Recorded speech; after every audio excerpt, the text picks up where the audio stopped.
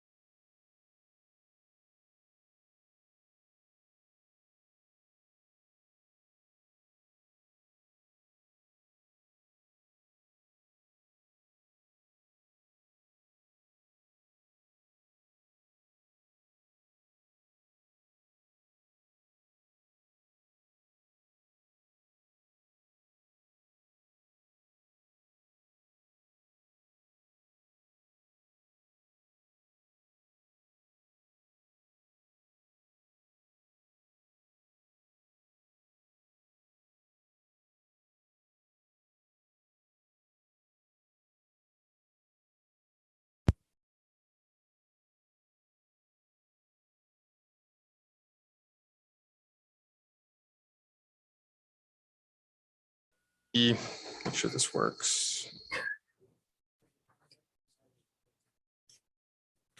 Someone left it on. Let's just use this.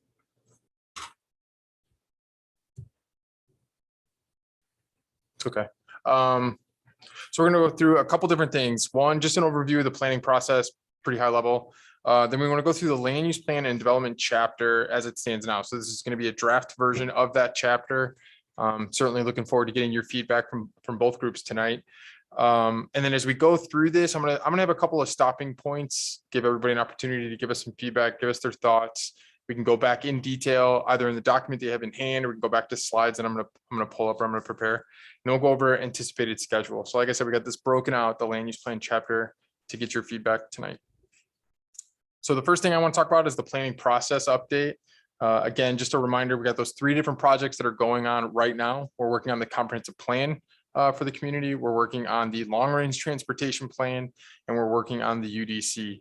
The UDC is somewhat on pause right now because we're really trying to lock in on this land use plan. I know Jennifer's going to give a bit of an update on what we want to do with that land use plan next. But we want to make sure that we get this as close as we can get it to what that final land use plan needs to be for the community. And then we'll start working on some of these other subsequent chapters, the community facilities. We'll be incorporating more of the transportation plan in, which we're kind of doing simultaneously as the transportation model is coming together. And we'll also be then folding that into the, thank you. Perfect. We'll be folding that into the district standards, development standards, all of those different aspects that'll be built into the UDC. Again, once we're comfortable with this land use plan chapter is where it needs to be. As we're working on this comprehensive plan, HDR, our sub-consultant, is also working on the long-range transportation plan. They've been pulling together a traffic model, a transportation model, working with city staff, working with us, just to make sure there's kind of some back and forth between if the land use plan is going to say this, the transportation network may need to be this. If the transportation network can't support what we're talking about, the land use plan needs to adjust. I think we're finally to a nexus point where those are aligned. There's a couple of specific projects that we're working on, and I believe HDR will be here in the next couple of weeks. I think it's February 22nd, just to talk about some of those projects and talk about some of those next steps. As I'd mentioned, just an overview of the planning process. We had a 6-step process outlined. We're currently in that citywide framework plans, but we're really starting to tip into this last step, which is the actual draft comprehensive plan itself. But once we get through this land use plan, having folded in the vision statement and the goals and some of the initial land use designations that we talked about last time we were here, this more fleshed out section for residential, commercial, and industrial is a big part of what we want to get your feedback on. Once we get past that section, then we're moving into the community facilities, transportation, natural areas. There's a couple other sections that still need to be developed for that plan. Okay. Well, I guess before I jump ahead, any questions about process, what's been done up to this point, kind of where we're at in the planning process? Okay. So what we want to talk about tonight is the land use plan chapter, and what you have in front of you, and I believe you all have it in front of you, is a draft of that chapter. There's some incomplete components in there. There's things that we're still working on. There's some additional visualizations or graphics that we're still working on, but the core text has been drafted. The ideas are in there. We're starting to get this structured out on a page so you can see how you would move through this, what the rhythm of the document's going to be, those types of things. So as we're going through this, if you have any feedback on that or any comments, please let us know. We'll take notes. We'll make those revisions as we start moving through the next draft. One of the core things that we want to talk about, it's defining our planning area. You have quite the ETJ, that extra territorial area that you can plan for. So we're trying to zero in on some of the focus areas for the plan. So in this graphic, we identified the city limits, which is that darker blue color, which is your current municipal boundary. It's your current jurisdiction area. The orange is that planning area, and that came out of those growth strategies that we talked about. I'm going to talk about that a little bit more detail in the next couple of slides. And if you remember, over the last couple of times we've been here, it's been zeroing in on that growth area for a couple different reasons. It's your annexation priorities, it's your infrastructure limitations, or kind of where you're planning on going, or where you might want to get in the next 10 or 15 years. And it's just because you can't plan for everything, or you shouldn't plan for everything in the next 20 years. Doesn't mean you're not going to get out into that ultimate ETJ, 50 years from now or 30 years from now. But right now we want to focus on this planning area. We're going to give you a couple of reasons why that is as we go through this presentation. But if you have any questions, please feel free. One thing I wanted to note, and I know talking with Jennifer, talking with staff, we'll be sure to incorporate in some way the Port Authority location that we've identified as part of the planning area. So we'll add that on. Might not be a 1-for-1 solid orange color, it could be a hash line, because that Port Authority location is really predicated on the fact that you get the Port Authority located here. If you don't, I don't think that would get absorbed into your overall planning area. It's such a large, very specific use, or a specific use and some ancillary uses that would go with it. But certainly something that we need to update as part of the next draft. So again, this isn't too new. It's just been separated a little bit from our previous maps that we had shown you. We broke the growth areas up into that northern area, eastern growth area, the Port Authority area, and the southern area. And again, each one of those is just giving us some priority about if and when the community is growing, or when it continues to grow. These are areas of priority that you want to get into. Not as much flood impact, utility infrastructure is in place, or can be in place and can connect. You're still either having proximity to the Beltway or 275. So just a lot of logical reasons or geographic reasons you want to be in these areas. And then priority annexation, not necessarily a priority in that you must do it, but if you are going to annex, these are areas that make sense to annex sooner rather than later. This doesn't mean that the city, once they adopt this plan, you're going to go out and just start annexing those properties. It's just if the opportunities arise, if a property owner wants to enter into the city, just a lot of different factors that would trigger that. These are areas that should be made a priority in terms of reviewing that annexation and bringing them into the city. All right, the land use plan. So I know you have this in front of you. I've already had a couple people come up to me even before the meeting and had questions about the land use plan, and that's a big part of why we're here. And I know at this scale, it can be tough to kind of go parcel by parcel or area by area, and not really what tonight is intended to do. And we have been talking about this land use plan now for quite a few months. So what I would say is, if you do have any specific questions, now is a great time to talk about it. When I go through the residential, commercial, and industrial areas plan, I'll make a note of a couple places where I know we've made adjustments to the land use plan, because as we got into those area plans, it became very clear that something was either slightly off, or as we start to put that to paper, it just didn't quite make sense. But I will say, up to this point, we've been able to accommodate I believe a majority, if not all of the comments or suggestions that were given to us either by the public, by this group, during the open house, specific property owners, it's accommodated in this land use plan. So if it's not, there's either a specific reason for it, or it's just an error or something that we need to revise. But I would say for the most part, we've gone almost parcel by parcel with staff on this. So I feel pretty confident about this is the direction we intend on going. But again, if there's any feedback or comments tonight, that's what we're here to talk about. There are a couple of parcels where, someone might have requested that it be a specific use outside of our planning area, and we've not gone as far as to start to change those uses. So we're showing some things as agriculture or rural, as opposed to giving it a land use designation if it's outside of that planning area boundary or growth area that we'd already kind of all discussed and been on path. So, someone that's out in the ETJ might have asked us to do something. And at this point, that's not the focus of this plan, and it shouldn't be the focus. But we didn't change the use to something that isn't what it is now. So I just want to make sure that that's clear. So before I go to the next section, any questions, anything you want to discuss? The next section is us kind of getting into those area plans, residential, commercial, and industrial. Can you go back to the last slide? Yep. The blue area that's in the lower right-hand quadrant, I assume it's the waste treatment area. Correct. And in your analysis of whatever that's going on, since you earmarked all of that for Port Authority, is there any consideration as to necessary plan requirements for this?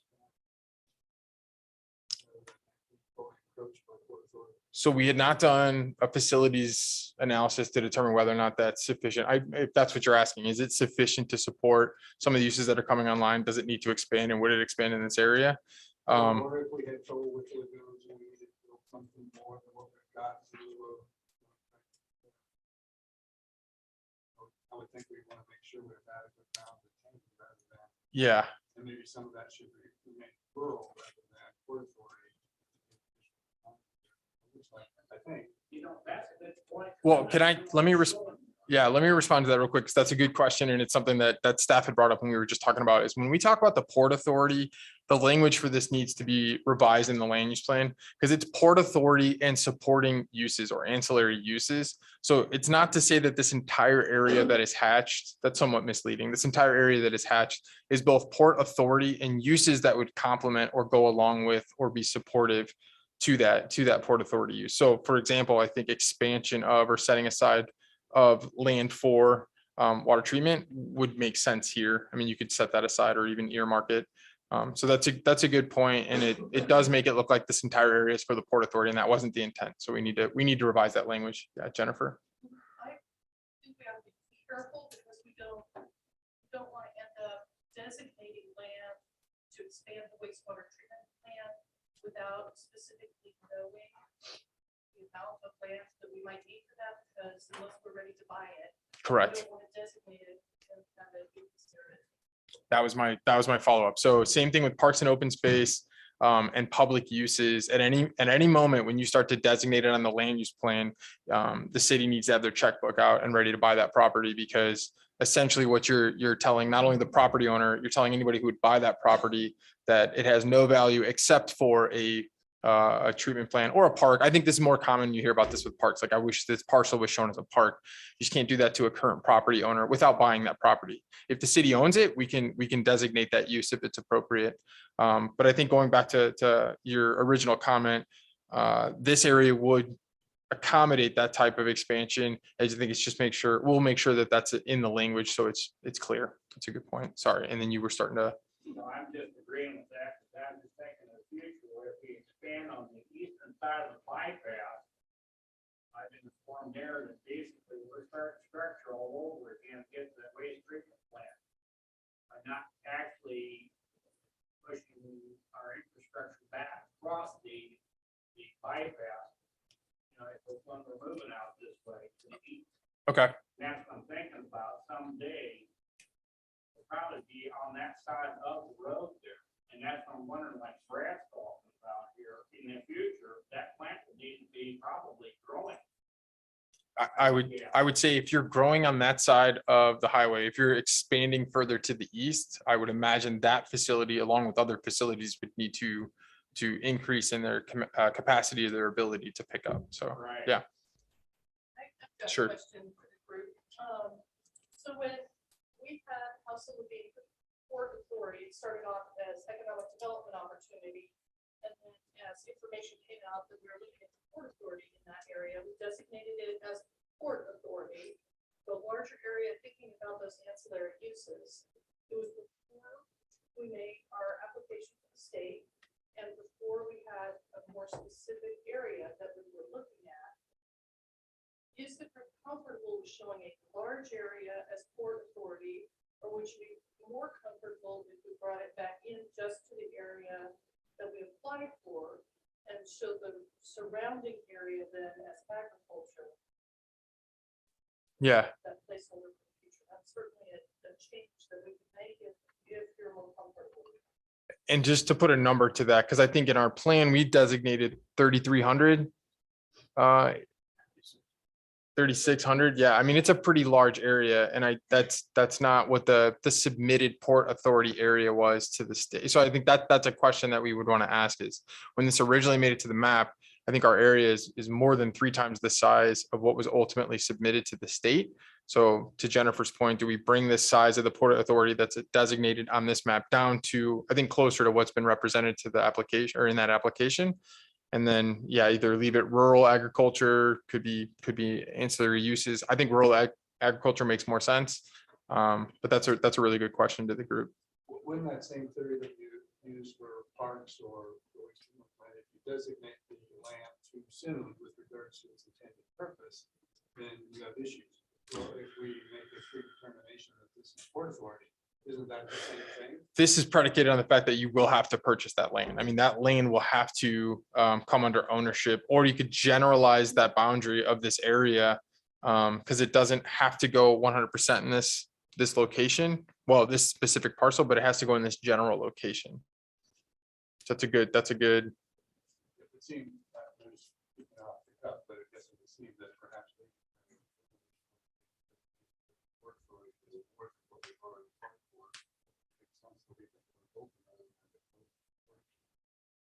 It's outside our planning area. Pardon? It's outside the planning area anyway. I see a lot of head nods, so was there a consensus that we should just focus Port Authority on the area that was submitted and have the rest be ag? Yeah, got it. Okay, We'll make that change. good. I think it's a good change. All right. Any other questions, high level, about the land use plan? And as I go through the residential, commercial, and industrial, if it sparks something, we can certainly go back to this. Also, and I know I say this when we meet, but I want to remind people that sometimes I know it doesn't come to you here in this meeting. And if you do have follow-up questions or comments or suggestions, please feel free. You can connect with Jennifer. You can reach out to us. But just make sure that tonight isn't the last opportunity. This is very much a draft document. There's already a lot of really good ideas that have come in from the steering committee, from staff, where I know we're gonna have to make some revisions. And I just want to make sure that that's clear to this group that this isn't the only opportunity to talk about it. All right, so we discussed that. So on to the residential areas plan. So inside the document that we provided you, and I won't go through this all in exhaustive detail. I'm gonna try to keep this high level as we go through it. The city of Fremont consists of a variety of neighborhoods, housing types, ranging from large historic homes in the heart of the community to residential neighborhoods with a mix of different housing types.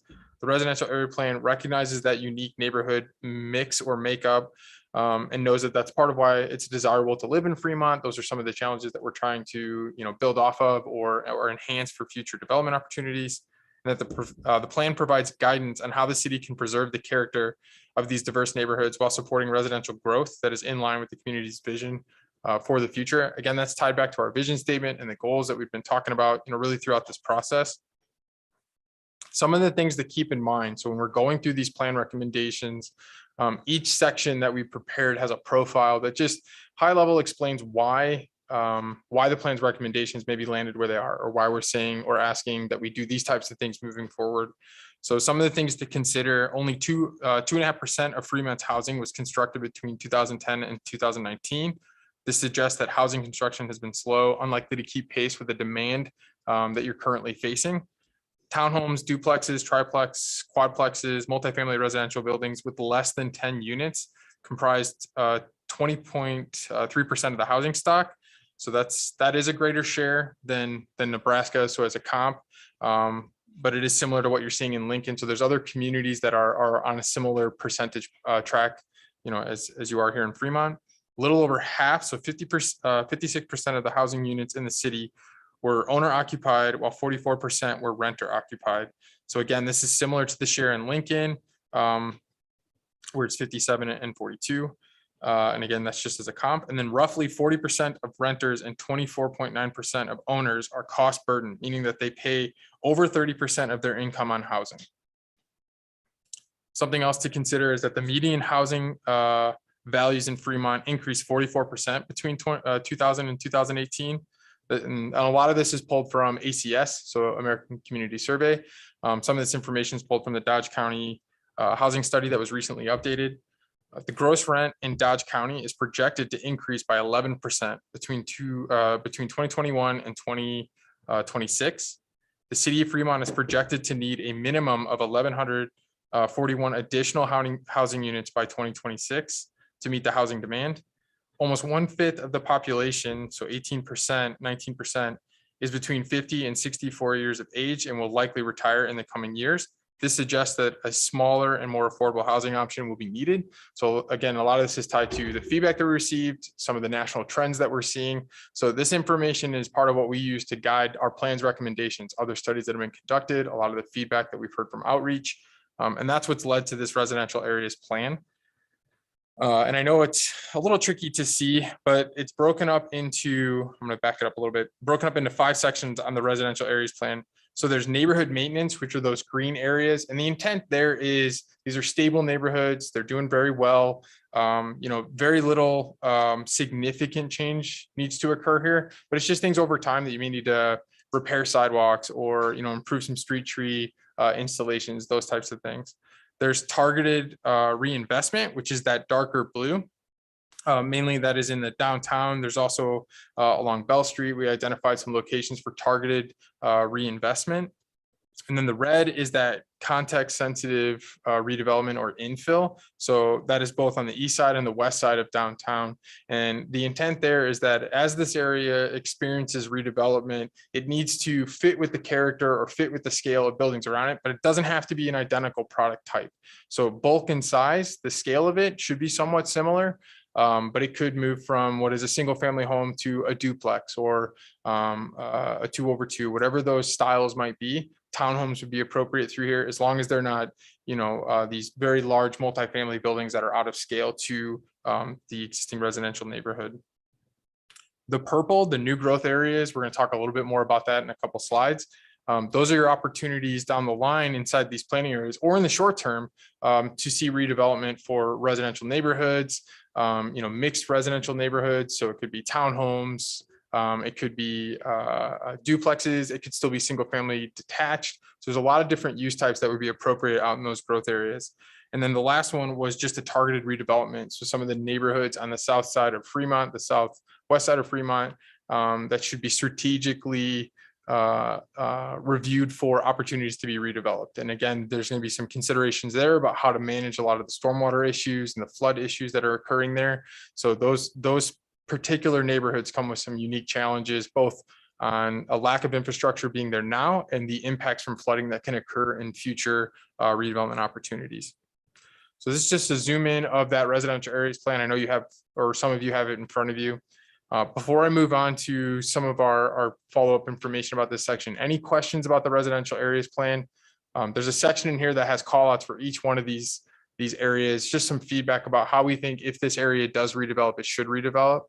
One of the things I want to just kind of remind the group, by no means, if this plan is adopted tomorrow, does the city anticipate going out and encouraging or making these redevelopments happen right away. Some of this is going to take time. You're going to have to work with property owners. This is very much going to be led by the property owners and the developers that are going to help make this project or these projects happen.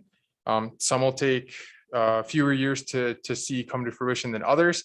So that's why we're trying to give some strategic guidance on, where should you be as a city prioritizing your efforts as elected officials or planning commission, where should you be focused on, seeing those opportunities down the line. So that's why you have these different sections kind of breaking that out. So any questions about the residential areas plan, any specific thoughts? What do you look at on, there's some housing that's blighted and substandard designation now. Shouldn't that be a targeted reinvestment area on top of that? Yeah, that's a great point. So for example, I know behind the Staples, what's a location that we had talked about? I would say that was a miss in this graphic where we should be showing that. I think we show it as neighborhood maintenance. That's probably an understatement for some of those areas. So I think it needs more than maintenance. So that's a good example of, I think we need to go back and kind of tweak some of these boundaries to capture some of those more challenged neighborhoods where targeted redevelopment would be very helpful. And it might be the only way that those neighborhoods could come back online or be, more successful or a healthy neighborhood. Any thoughts, questions? Okay.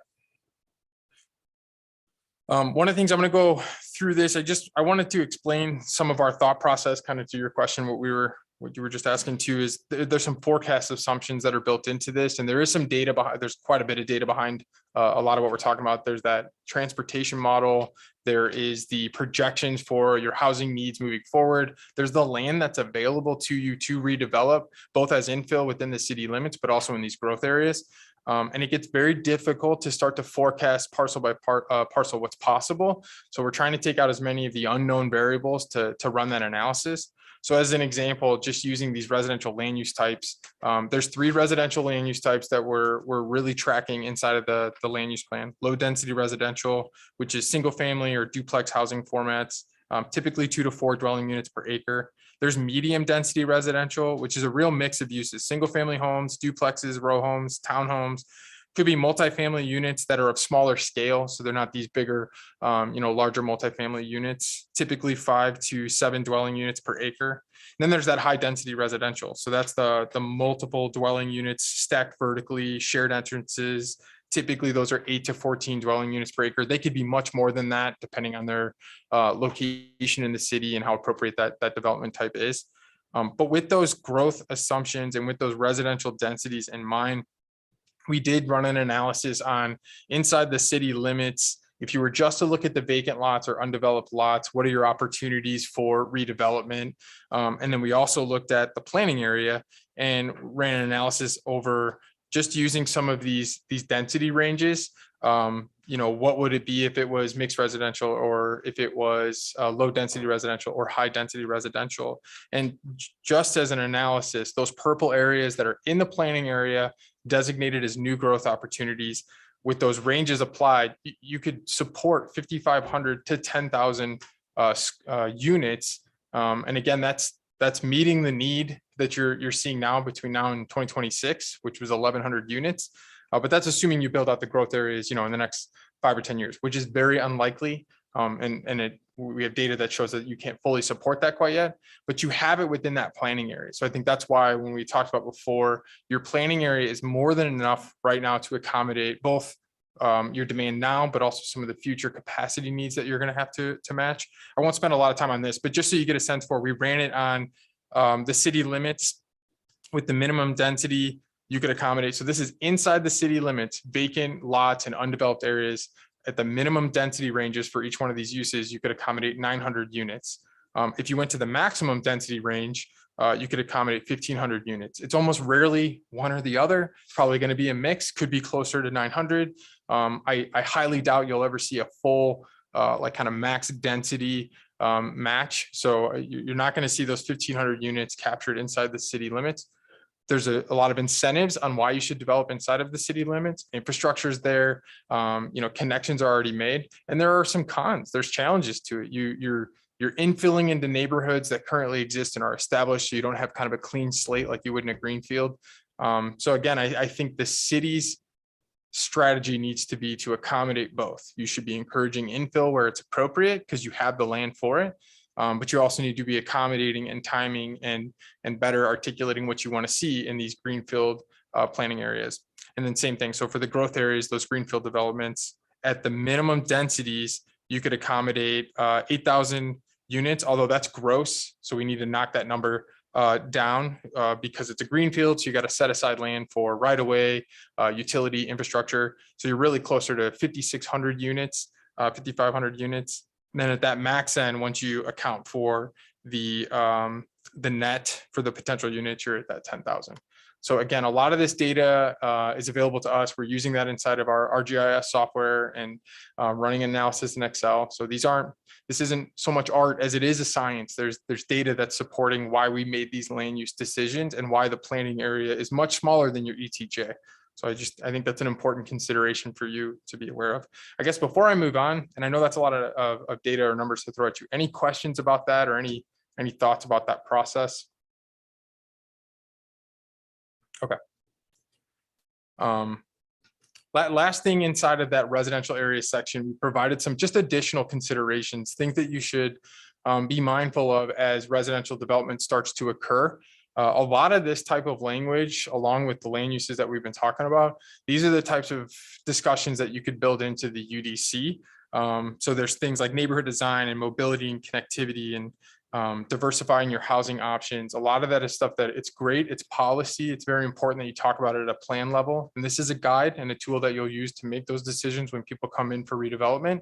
But the UDC needs to follow right up behind this and put some teeth to some of this, not all of it, but give some level of certainty about what a parcel or what a district needs to provide. So when we talk about these considerations, portions of this would get carried over into the UDC. It's a very different process. As much as we're going to talk about it here, you're going to talk about it when Jackie and her team that are doing the UDC are going to be up here going through it. So it's not that you won't have an opportunity to see it in code as well, but I just wanted everyone to know that that's why we're framing it this way. It's the idea that if we all agree policy-wise, this is what we want to see. Our next job is to get this into your UDC, so it's what comes out of the ground in the future. Okay, so that's the residential areas plan. Any comments or questions, thoughts?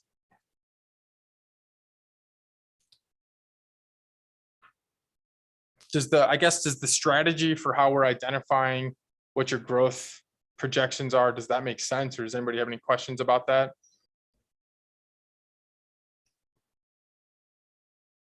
Okay.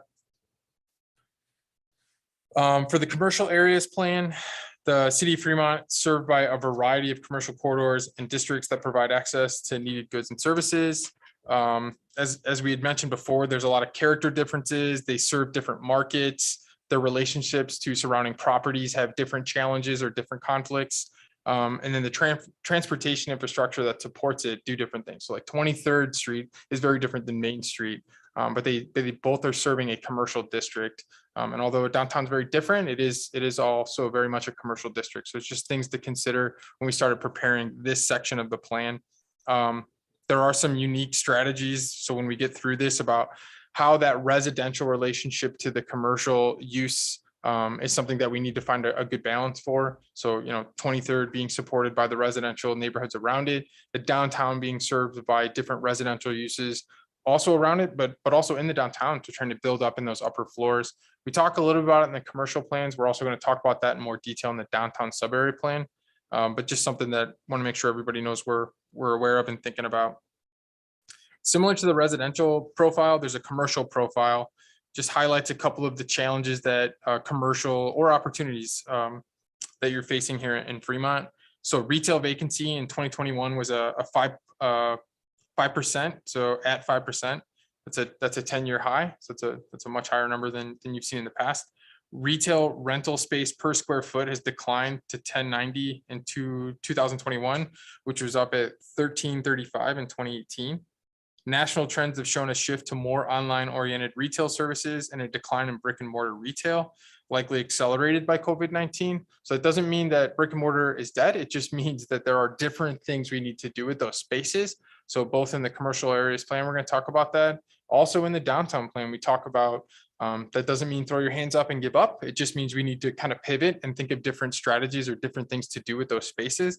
There's some really good examples of other downtowns, I think, shifting to different models to support that kind of trend that's already occurring across the country. Office vacancy in 2021 was 2.2%, indicating a scarcity of available office space. Certainly something we heard during outreach that's a real challenge for people. And then office rental space per square foot in 2021 hit a $17.33 mark, which is a 10-year high.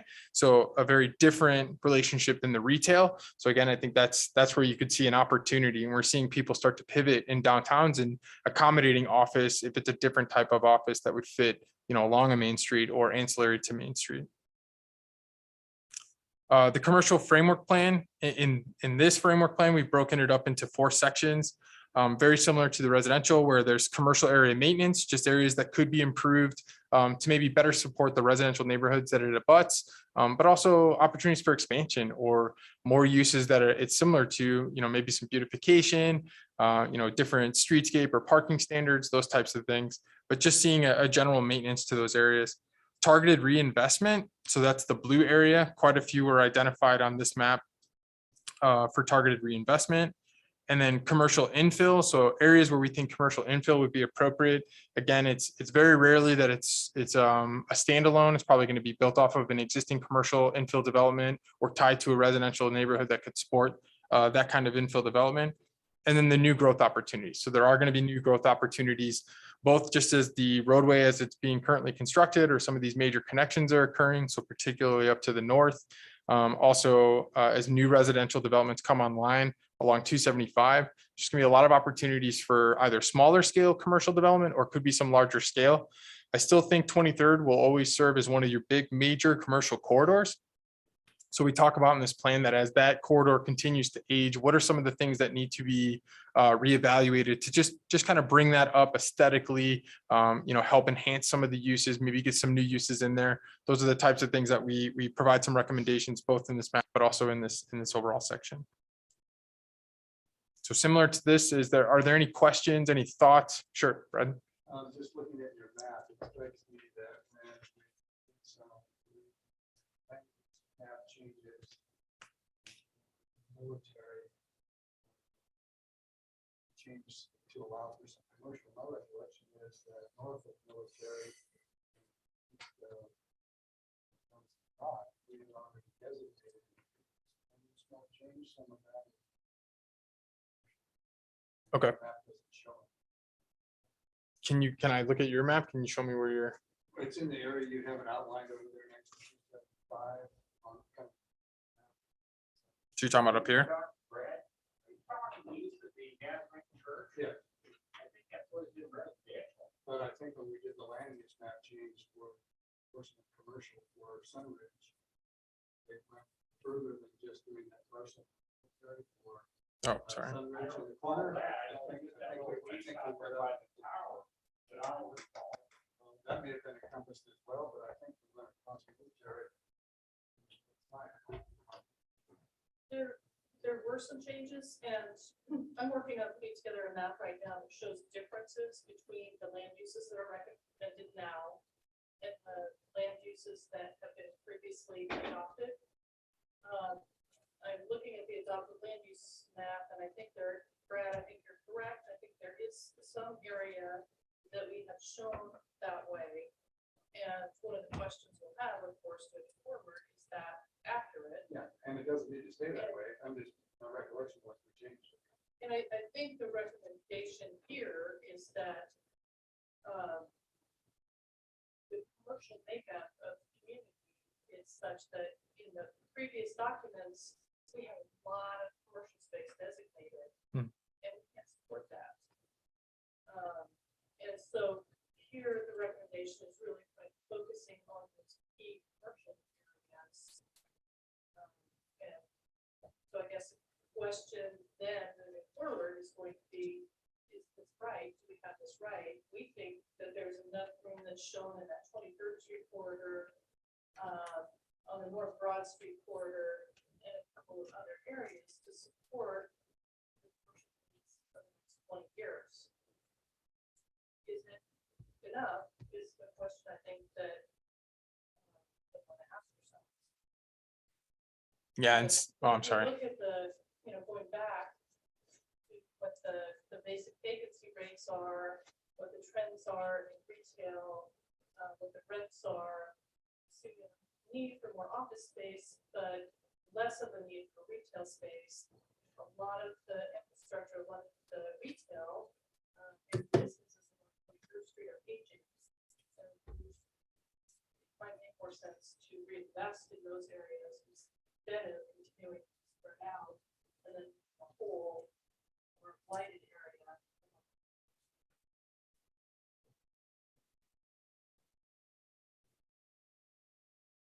Yeah, and then I guess, Brad, to that point too, similar to the analysis that we did for residential, we did run a projection on the commercial. So what's existing versus where your future growth opportunities are. One thing that's a bit misleading about that analysis too is I would say that there are some soft uses, some soft commercial uses or service uses along specifically 23rd. There's even some opportunities in the downtown. There's a lot of opportunity for redevelopment. And I think that's where we're trying to prioritize some of that commercial investment. There's still opportunities notally across the community, but certainly along like 23rd in the downtown, military on the west side of town. Some of the new growth opportunities that are up along 275 and 30s, interchange. There's a lot of different areas where commercial could be accommodated. And I think Jennifer touched on it, but I think it's an important thing to reiterate is we're trying to be more general with our commercial offering too, because there's going to be what you're typically thinking of as commercial, retail, service, commercial, straight use, restaurants. But what I think we also need to explore is like, what would offices look like in this space? What types of offices would be appropriate? So those are things that we should be considering as we go through this process, because it's hard to imagine that all of those uses can support these growth opportunities. So I think office is something you need to consider. Maybe just suggest that because analysis doesn't show that. Yeah. That needed to be there. Yep. That was concentrated change from what we could read. Yeah, and Want to make sure. it didn't go through. and Jennifer made a good, another good point too, is I think as we go through this process, one of the things that we'll do, not necessarily as part of the land use plan, but as there's this handoff between our team to, Jackie's team doing the UDC, is we'll run two different analyses. There'll be a land use conformities analysis, and that land use conformities analysis is going to look at your underlying land use. It's also going to look at the underlying zoning, and it's just going to look for incompatibilities. So where did we change the land use policies to the point where it's going to require potential changes to the UDC? And those changes just don't happen. We have to flag them and kind of walk the community, walk residents and business owners through that process. So there's going to be a lot of opportunities that I think once the land use plan is reflective of the community's desires about how you want to see the community redevelop, the UDC is going to have to do some follow-up work to do some cleanup. Any other comments about the commercial areas plans, thoughts, questions? No? Okay. And then similar to what we talked about before, there's just some additional considerations that we had outlined, aging commercial corridors. How do you address them? What are some strategies to, improve them either aesthetically or see a turnover of the types of uses that could be appropriate there? So we provide some guidance and some strategies for the city to consider. Things as simple as taking a traditional strip mall development and incorporating, either landscaping at a superficial level or reconfiguring the parking, or something more substantial would be outlot development. So bringing more of the uses closer to the street, knowing that the parking can accommodate that internally, in between those two uses. So you're not taking the strip mall offline, but you're just bringing more uses, pulling those up to the corridor. And what we're seeing is a lot of those uses are the types of uses that are a little bit more resilient to the changes in retail trends. So you'll see more restaurants, more service uses, things that people are still going to want to do. You can't buy a service on like that online. So there's just things, there's types of uses that you want to bring closer to the corridor that's appropriate in those outlot developments. So there's some really good examples of that. We can provide some additional imagery and good case studies for that type of approach. Commercial character was something that I think many people had brought up throughout the process. And throughout the outreach about, just what can we do to enhance our overall character, our overall image in these commercial districts or in the downtown. We want people to, when they come through Fremont, say, oh, it's a really neat area. I like this. I like to go to this store or this store. So as they're moving through it, you want it to be distinctively Fremont, but you also want to make sure that it's not overly burdensome to the business owners or to, property owners. So those are the things that we want to provide balance or guidance on. And then access and mobility tying into a larger long-range transportation plan. Even when you're inside these private properties or when you're inside some of these commercial developments, how you navigate through them, how you park, how you connect to adjacent residential or commercial districts. Those are the types of considerations that, not only on the older existing uses, but also in future uses, you want to make sure that you're mindful of. And then just branding and marketing. there's different ways to continue that brand or that marketing campaign, to attract new businesses, to make sure that you're attracting visitors to those businesses. So those are some strategies that we provided just on different ways that you can engage the business community, but also engage your potential buyers. So let's go to the next page. Anything we want to discuss here? Any comments or suggestions? Things that you think maybe we missed, we should be considering?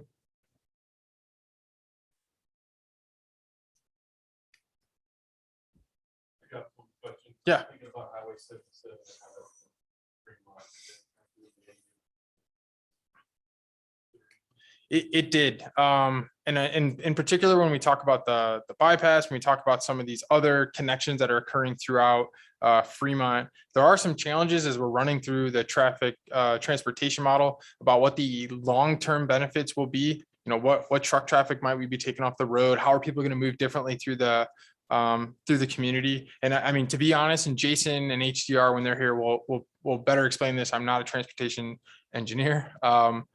But one of the things that it is hard to predict patterns for people. There's models that we can run to show you how people could use these spaces. So I think what we have provided are some potential truck routes, some different locations, how people would navigate through the community. Some of that comes down to enforcement. You got to break habits, you got to break behavior. But certainly that's going to factor into, what kind of improvements could we make specifically in downtown, because we could start to reroute some traffic or see less of an impact.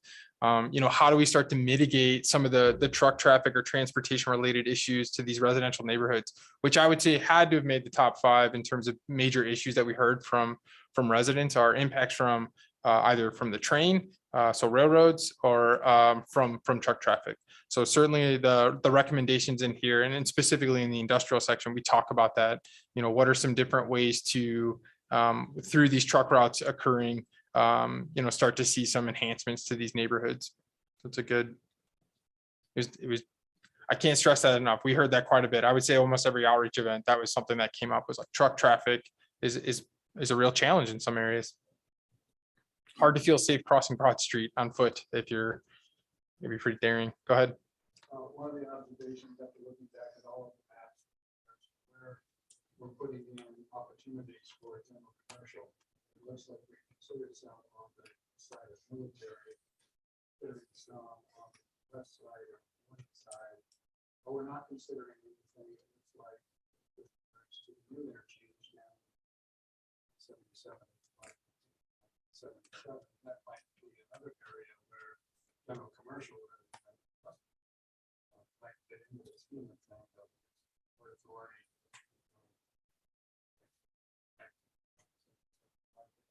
I'm just curious as to why we did necessarily.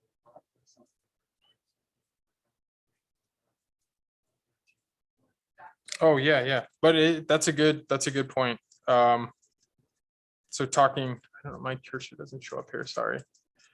But yeah, talking further south, there's some small areas that we identify, that number 8 and that number 9. But we can definitely look at that interchange. We're not really pushing into the east side of the interchange, which is something that we could explore. Can we go back to the Oh. big picture? Yeah. So right where the bypass is right now, you got to think about infrastructure availability. And right now we don't have water or sewer available there. So it's still, we have some of that available. It's still premature to do commercial development, right? But absolutely, it will come in the future. And as the Port Authority develops, there are certainly opportunities in that area. There's also floodplain issues down there and wellhead protection zone.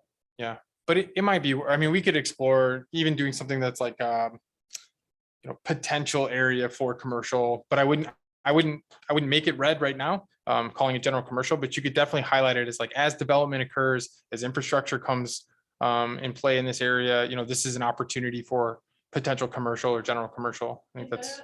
Yeah, in that particular area, I think a lot of it is going to depend on how the Port Authority develops. And then also how quickly we can get infrastructure there. And then the impact on the Elkhorn recreation fields that are going to be developed in Valley. Yeah. It's a short distance, and are there opportunities for us to be able to bring people to Fremont from the those areas. I think it's just a little bit too soon to know exactly what that is, but I think there's going to be a lot of opportunities there. And that's something we'll probably be looking at, I would guess, 5 years out as the Port Authority starts to develop and have better. I guess, Jennifer, and sorry, I sort of jumped ahead out of your commercial because it didn't go all the way down to Yeah. industrial next. What caught my eye was the north of the bypass area is slated for industrial. but nothing showing up.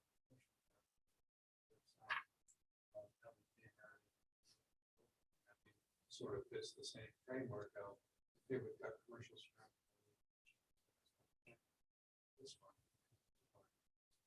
No, it's a good comment. That makes sense. Any other comments related to the commercial plan?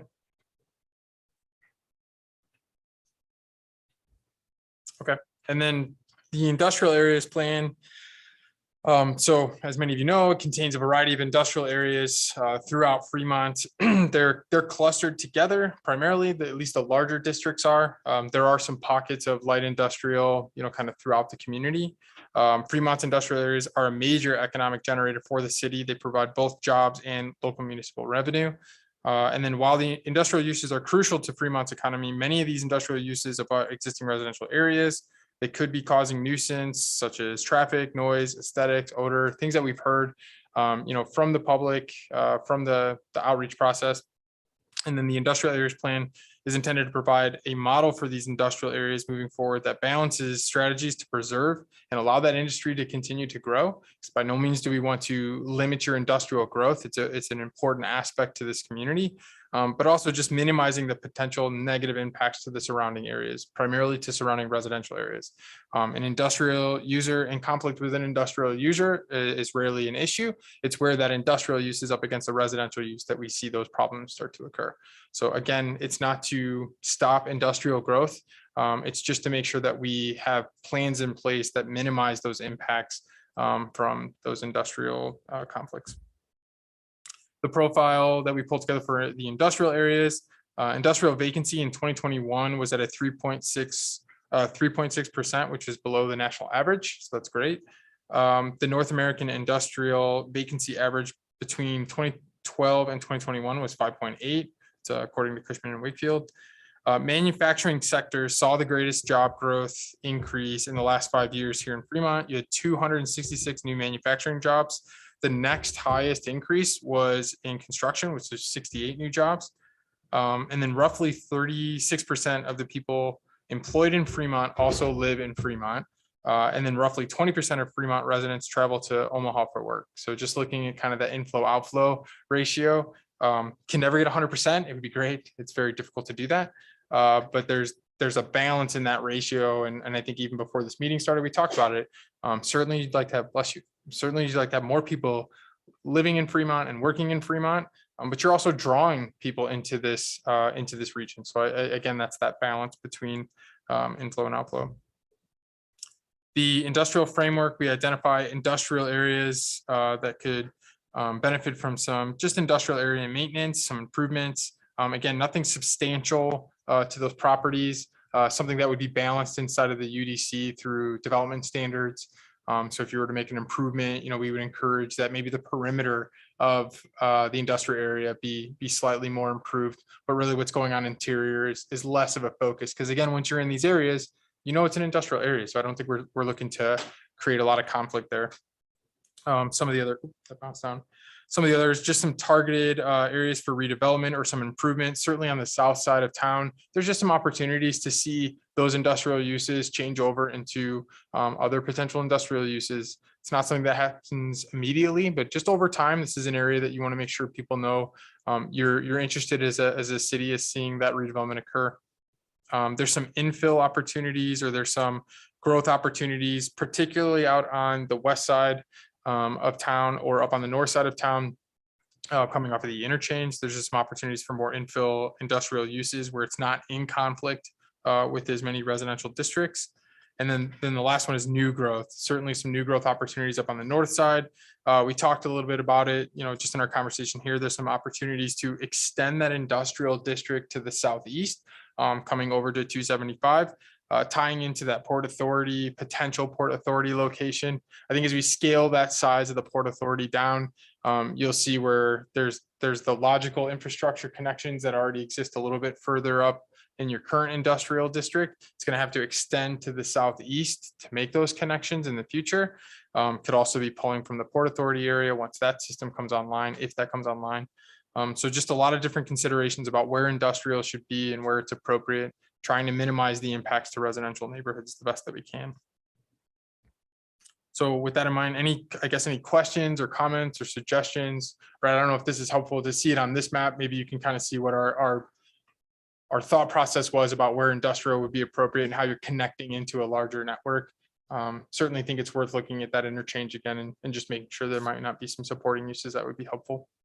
Well, I just was looking at that, I don't know whether or not that interchange viable for.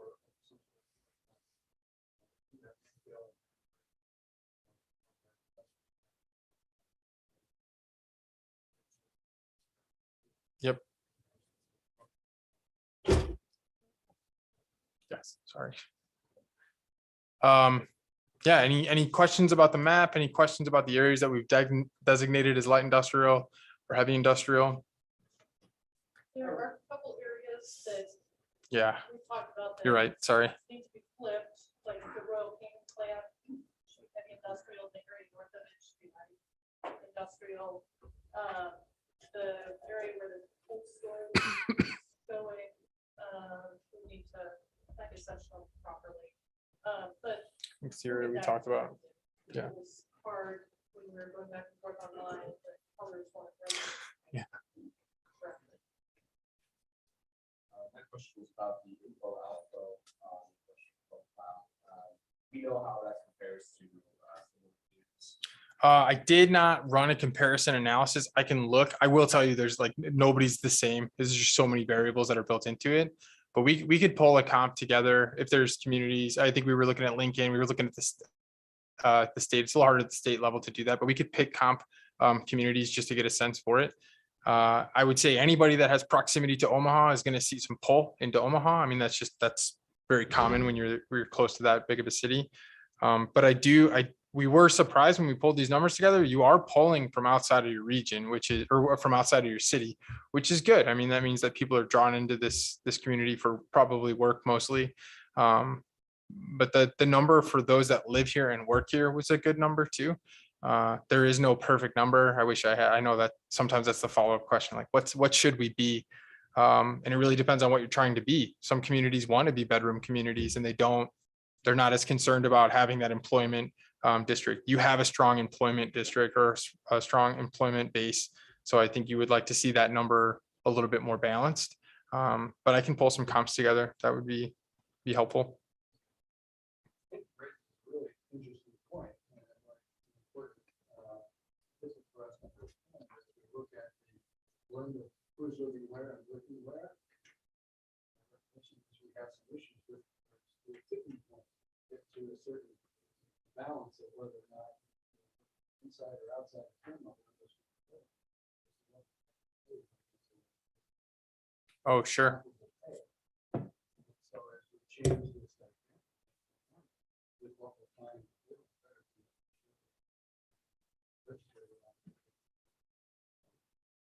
I also understand that number, the inflow, a lot of it has to do with housing.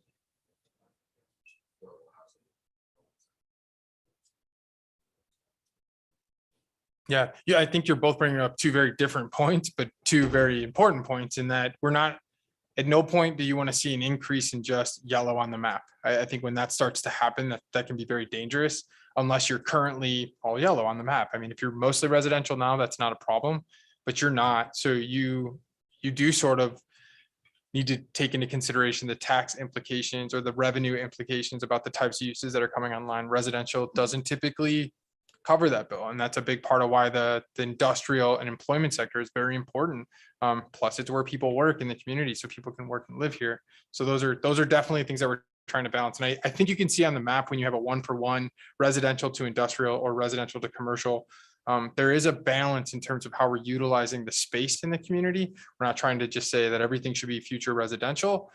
You do want to see some commercial growth. You do want to see some commercial redevelopment. So that's going to increase the tax revenue and the viability of those sites. And you do want to see growth in these industrial industrial areas. Another question is kind of more overarching is mixed use. Commercial, near industrial, residential. Mhm.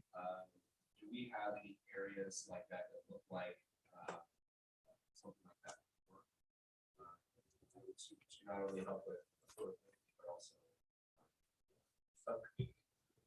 Yeah, no, that's yes. So for sure, when we talk about that medium density and high density residential, particularly, we're trying to couple that with either adjacency to commercial districts, or even built into some of those, you could see down the line, some of those areas would accommodate like a small corner store or a small neighborhood commercial. Definitely something you want to consider as those types of areas start to redevelop or come online. So there's a mix of uses, which would be, residential uses that are supported by or have some commercial or service uses incorporated into that development. And then there's also mixed use, which is typically a more vertical stack. So you're talking about like commercial or office on the ground floor, residential or office on the upper floors. Certainly something we'll be exploring in the downtown sub-area plan. I don't know if like mixed use vertically makes sense. Well, I don't think it does along some of the commercial corridors, but a mix of uses inside of a redevelopment, absolutely. So I think we're trying to come at that from two different perspectives. And that's why you'll see some of the denser residential types are very closely or have proximity to these commercial areas, because they do want to be close together. They've just been more viable. We've seen in our experience. It's a good comment. Any other comments about the industrial area? At least on the map. One of the things that we had talked about, there were a couple of different considerations that we provided recommendation for. So just mitigating the incompatible uses. So where there's challenges between either a residential area and an industrial area. This is just one example. I think it was something, if you were at the visioning workshop, you probably saw this, where an option would be you have an existing industrial use that is directly adjacent to a residential use. One option would be a masonry wall. Another option could be masonry vegetation. Another alternative could just be just vegetation. So again, just providing some type of buffer or some type of screening between these two incompatible uses is something that you would want to encourage. Not necessarily something you would impose upon existing businesses, but as a business makes improvements to their parking lot or to their building, you could see these types of improvements being a part of what those requirements are for that site. We talk about expanding the employment opportunities, which I think we've sort of touched on a few times here. And just where can you as a city provide some guidance on where you'd like to see future employment areas? And then what are those types of employment opportunities that you want to draw in? Managing truck traffic impacts. We give a small glimpse of what I think will be built into the long range transportation plan, but just showing where potential truck routes should be. That's something that you would sign and then would become an enforcement. So those are the types of considerations that are built into this section. Yeah, let me hop up. Sorry, I have the microphone. Yeah. So as we move forward, one of the questions that I have is we haven't done an annual update of the comprehensive plan land use map because we've been going through this process. So we've iterated this future land use map a number of times now. Are we at a point where we would be comfortable moving the proposed map forward to have those discussions at the Planning Commission and at the City Council level? Would be ahead of the entire comprehensive plan document, but to start having those discussions in those venues and in a more in-depth conversation about the details of those comprehensive plan future land use map.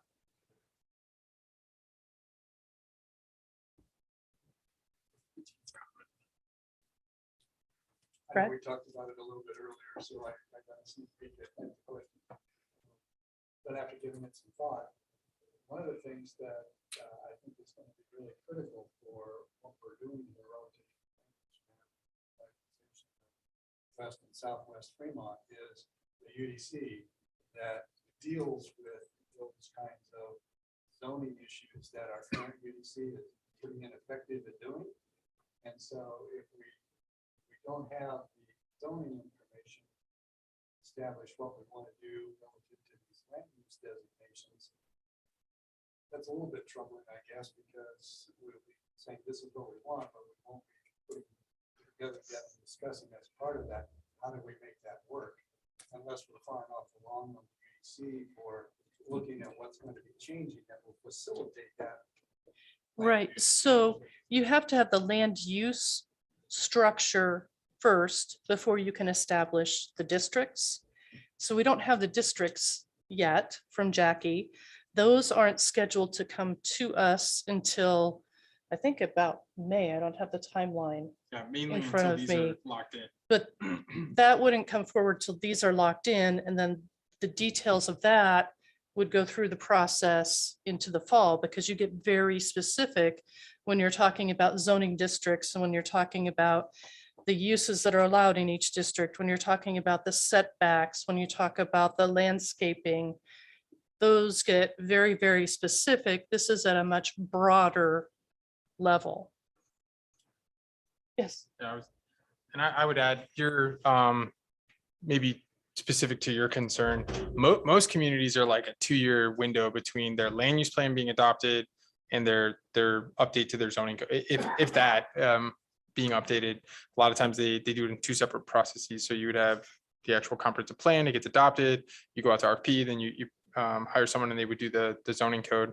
And so the fortunate part here is we're doing it in conjunction with. So as long as, I mean, Jackie's basically waiting on this group and our groups to say, we're good to go. We got some tweaks we got to make to the land use plan. Now we're going to start working on the UDC. So you're months away from your UDC realizing and being updated and amended to reflect the land use plans policies. So that's really not, it's not uncommon. I just want to make sure everybody's aware that that's, and then this process of just updating your land use plan is common. Communities do that. And it's something we would encourage down the line too. You know, every couple of years, you're going to want to make sure that this land use plan reflects your current challenges or your current desires. So by no means do you lock this in and keep it for the next 20 years. That'd be great, but it's not common either. You're going to need to make some tweaks. There's uses we don't even know to think about. That'll be here in a couple of years, or just new design trends, that type of thing. But when Jennifer and I first talked about this, I really do think it's a good idea. And I think you should at least consider it. It'll certainly open up the land use plan to some additional scrutiny, which I think is also helpful. And it'll just help when then Jackie gets into the UDC and starts working on these districts. Our team it's going to know specifically where some of the trouble areas are, where we need to put some focus on. So it's worth. Let me ask you this, so what we discussed tonight, is that what we shoot for with the land use and bring it to the planning commission and to the council at that early time, is that what we're shooting for? With some minor tweaks, I think we talked about tweaking the Port Authority's boundary. Jennifer noted on the north west side of the community, I think we just flipped the industrial uses, but I mean, those are revisions, not those are corrections, not necessarily an adjustment. If we're to delay, what would the timeframe be in that regard then? Before we get it in? June, July. You could be out into June or July before before the entire comprehensive plan is done. And again, the subsequent chapters that are coming together are really just an iteration and a build off of the land use plan chapter. It's why we've spent as much time as we've spent on the land use plan. We're trying to get this right. And then the residential, commercial, and industrial areas are like another level down. So at this point, we have seen the land use plan in multiple iterations, from growth strategies, land use plan, to these area plans. The only other level down is going to be the downtown sub area plan, which is something very different from this anyways. And that'll also have some significance inside of the UDC. So I do think you're at a good point to move forward with the land use plan with these revisions. By adopting what we're looking at now, let's say we run into some issues with this. Don't tweak it yet. Absolutely. Yeah, you can always tweak your land use plan. Yes, I mean, obviously you have to go through the process, but it's not, I think you're just trying to take the current land use plan that you have off the books and put this one that we've been vetting now for the last couple of months on the books. And then certainly as we go through the process, maybe we're working through the implementation section and someone catches something, we can make that tweak, or, you know, a property owner comes to you with an idea that we hadn't thought about. I mean, those are the kind of tweaks that you can always be making to the land use plan. Can I interject? Yeah. And I guess I'd point out, we've tried to do a lot with public involvement. We haven't always had a really great turnout at some of our meetings. There have been people who have been very engaged in the process, who have come and talked to us about the land use designations on property that they're interested in or in the bigger picture. But there are a lot of people who just haven't really been engaged in the process. Once we put something like this out there, it's more likely to draw the public in who has concerns or issues about specific areas. And so that helps us vet that earlier rather than later. Yeah, rather do that before we get to the UDC.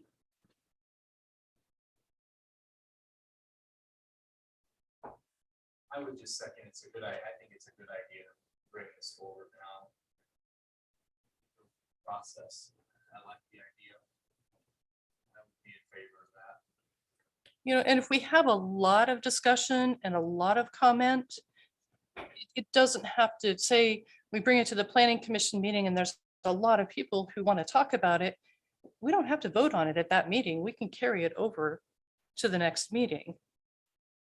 Would there be any further community meetings on this topic before it goes to planning commission and council? We Would- have those. We've had all of those already, yeah.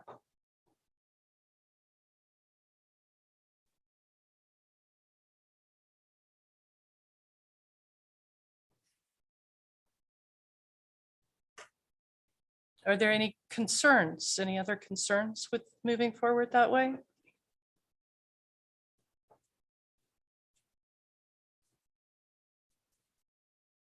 All right, if everybody, if there's a consensus, I will put the tweaked land use map on the planning commission agenda. Yeah. I don't think we need a formal vote. It's a study session and not an actual action oriented session. So I think just kind of the consensus is sufficient.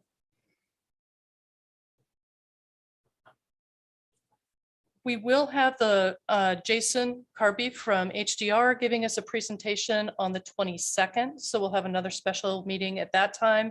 He'll be talking about the long range transportation plan. We have some ideas for some changes to truck routes. That was something that a lot of people talked to us about as a concern. As Nick mentioned earlier, we're not sure if what the ideas are will necessarily work, but we want to talk about that. He has some ideas for places where maybe we could do a road diet, which would narrow down roads, maybe put in some bike lanes in some of those areas, or put in traffic calming devices. He'll talk about the projected traffic demand and where we might need to make some other improvements. So we're going to be having lots of meetings coming up as we, over this next probably 6 to 8 months, as we really get into finalizing the comp plan, the long range transportation plan. And then once we get into the UDC, it'll be pretty rigorous. And I really appreciate everybody and thank you all for attending and being involved.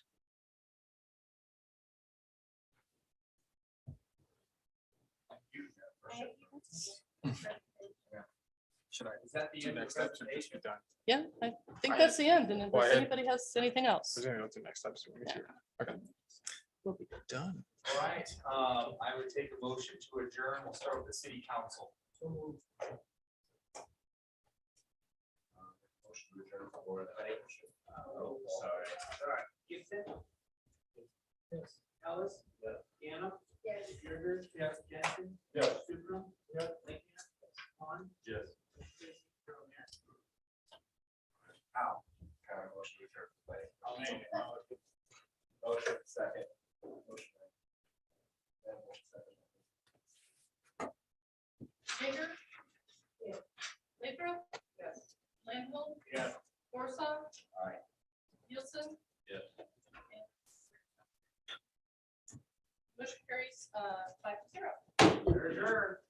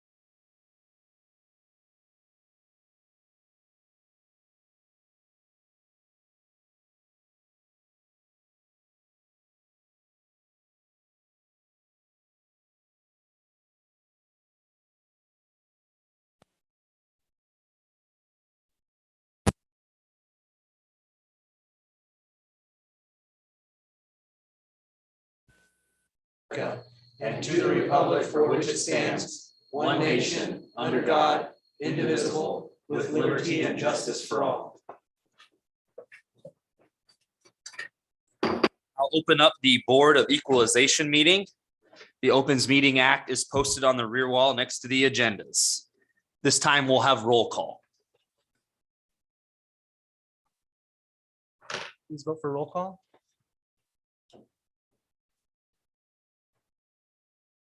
Eight members are present, Mayor. Item 1, Resolution 2022-016, levying a special tax and assessment in the amount of $1,873.63 against 249 West Washington to pay the costs of weed and debris removal and assessment. We'll have staff report.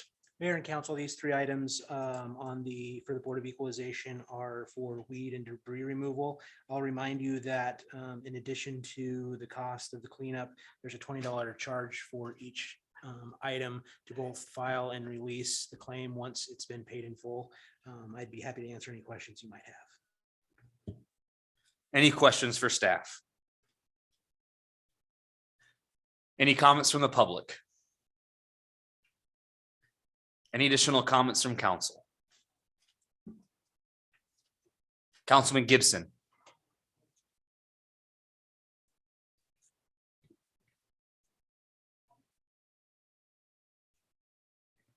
Councilman Sucrum. I'll second. Okay, cast your votes. Motion carries 8-0, Mayor.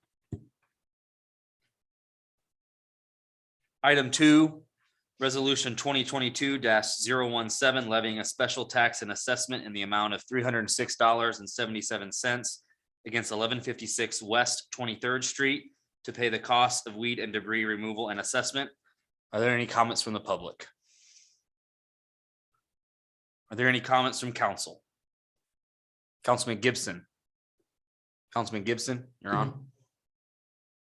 Sorry, I'll just make a motion to approve that resolution. Councilman Vaughn, I'll second. cast your votes.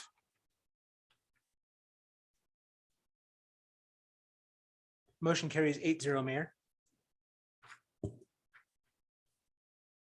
Item 3, Resolution 2022-018, levying a special tax and assessment in the amount of $530.86 against 953 East Military Avenue to pay the costs of weed and debris removal and assessment. Any comments from the public? Any additional comments from council? There are none. I take a motion in regards to this item. Councilman Sucrum. I'll make a motion on resolution 2022-018. Councilman Jensen. I will second. Cast your votes.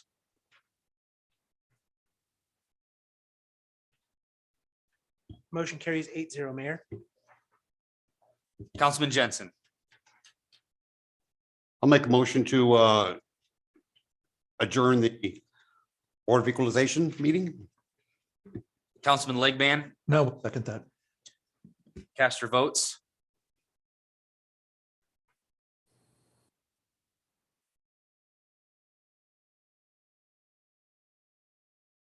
Motion carries 8-0, Mayor. We are adjourned. Board of Equalization meeting. I'll now open up the City Council regular meeting. Time is 7:04. The Opens Meeting Act is posted on the rear wall next to the agendas. This time we'll have roll call. Please cast your vote for roll call. 8 council members are present, Mayor. Next is mayor's comments. This past week, I gave my State of the City address. I would just like tonight to take a few minutes just to go over some of the highlights for those that maybe weren't able to see it or be in attendance. When it comes to where we're at with our local economy, we do have a lot to be thankful for. We have a 1.2% unemployment rate. This is compared to 5.8% back in 2020 of April. So we've come a long ways in regards to that. We look at our sales tax receipts. They continue to outpace expectations. And this year we showed at 2021, we showed 11% increase over 2020. We also just recently decreased our food and beverage tax from 1.25% to 1%. So a lot of good things going on in our local economy. Also, when it comes to the pandemic and COVID-19, as of the most recent data, over 63% of those in Dodge County age 5 and older, and 88% of those 65 and older have been fully vaccinated. So I also want to thank all of the city services continued on, our schools remain open. Our community definitely has risen to the challenge when it comes to slowing the spread. I want to also thank our school system, Fremont Public Schools, Trinity, Archbishop Bergen, Midland, Fremont Methodist Health, Three Rivers Health Department. It definitely was a team effort when it comes to COVID-19. Also, we have completed 20 special meetings last year. So again, want to thank council for attending all those. Those are in addition to our regular city council meeting. So we have definitely had a lot of time for discussion, and we've covered things from goals and objectives to a comprehensive plan like we had tonight, our downtown creative districts, improving drainage. So there's been a lot of things that we've discussed and tackled over the last year. Again, I want to thank all of council for participating in all of those special meetings. We also, when it comes to our utility, had a tremendous year. We avoided rolling blackouts last February, which was quite an accomplishment considering most of the Midwest was in a blackout. We also saved over $13 million in future interest payments when it comes to refinancing our bonds within the utility. So again, our utility department is a huge part of our city, and our work to continue the mission to have provide efficient, reliable, and cost-effective power, water, and gas to the Fremont community continues to be an important part of what we do in our community. Also, we approved an animal sheltering services agreement with Forever Homes. We created 3 new community service officers within our police department, and we just hired our first mental health co-responder. So a lot of good things going on in the police department. Public safety is local government's #1 job. With the addition of these 3 community service officers, our new mental health co-responder, and again, thanks to all of our law enforcement men and women. They've done a tremendous job this year, and again, want to thank them for their service to our community. As well as we look at our business park, we did have 10 years of no development in the park. And when you look at the lots that are either sold or pending, we'll have over 80 jobs in the next 5 years in that park. We can again continue to pave Lincoln Avenue and 29th Street. And so again, I look forward to seeing the continued growth in our business park. We also look at our growing ag-based economy. Holstone Farms continues their plans to invest hundreds of $millions into their second shift to provide an additional 600 to 800 new jobs. So great growth going on in our ag-based economy. As well as look at our downtown. We approved development grants for 505 Brewing and 505 Lofts, helping to really revitalize our downtown. And these 2 projects, as well as approving our business improvement district for another 2 years, our downtown continues to be a priority for myself and this council. Again, I want to thank your support in regards to approving the BID. I think the way we approved the BID is a good way us as a council and myself can continue to tackle our tough challenges in the future. So I'm really excited about the growth and what's going on in our downtown. Also, when you look at the Key Memorial Library expansion, so much progress has been made this year in regards to this. And you look back to 2018, the voters passed a $2 million bond issue. And so really it was important to me, and I know important to council, members of council, that we really got this project going. And I'm just really proud of what we accomplished this year in regards to raising money, which was quite a heavy lift. We have a $9.4 million project. And when you do something like this is a complete city effort. It's the whole city. And just want to thank the community for their support of our library and the growth that they've had. And thank Laura, our library director, our library board, and all the work that's been done in regards to the library this year. It's great to see this project become a reality. So looking forward to that. We approved a budget. We approved a 2-year budget this year, adding the 6 additional firefighters, keeping our property levy, tax levy flat, despite a decrease in valuation. And we doubled the amount of money used for street and road maintenance. So again, a continued focus effort on public safety, our roads and street maintenance, as well as making sure we're being fiscally responsible with the tax dollars. In that budget was $10 million for a new police department. And again, our police needs have not gone away. And that's one thing that I addressed in our state of the city. I really do want to work with council and the community, and we can find a long-term solution for our police department. They need it, and it's time. We also had $6 million come into the community from the federal government in regards to the CARES Act and the ARPA dollars. So again, these dollars will be used. The CARES Act was fire and police and public safety. And then the American Rescue Plan is going to water and stormwater drainage projects, which we discussed in our budget process. Again, like tonight, we continue to work on our comprehensive plan. We've had plenty of meetings with the public and with council in regards to that. This isn't a very important project for our community. You know, we do it every 10 years. And when you look at the future direction for Fremont, again, these important projects. Also this year, work continued on the Beltway down south of town. It's a $62 million project, Southeast Beltway. And work continues to be done. Hopefully the projection is a spring 2023 completion on that. And so that's another exciting project for Fremont. And in April this year, we did a ribbon cutting. We also held a grand reopening ceremony for the Fremont City Auditorium, which went through a complete renovation.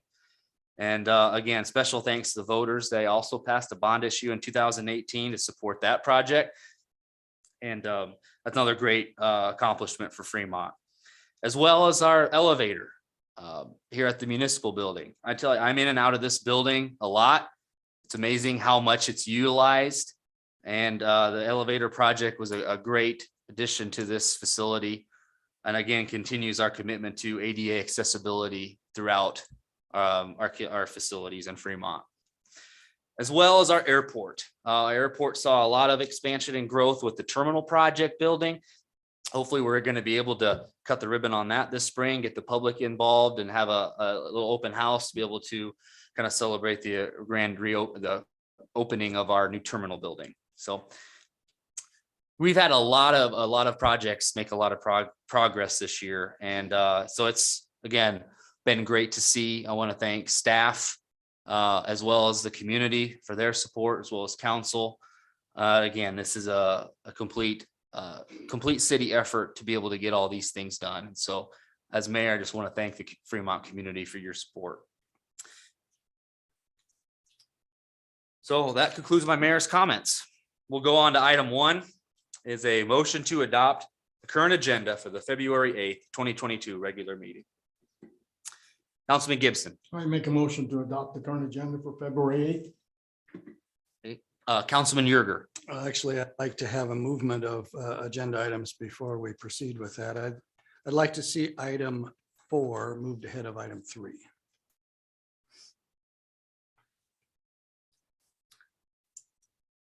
Okay. Item 4 ahead of item 3. Any other changes to the agenda?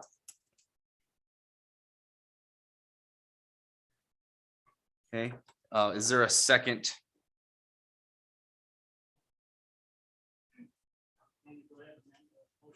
Was that a motion, Councilman Yerger? I'd be happy to make the motion, or as an amendment to Councilman Gibson's motion to adopt. Then I would second the motion as amended. Okay. Cast your votes to amend the agenda moving 4 ahead of 3.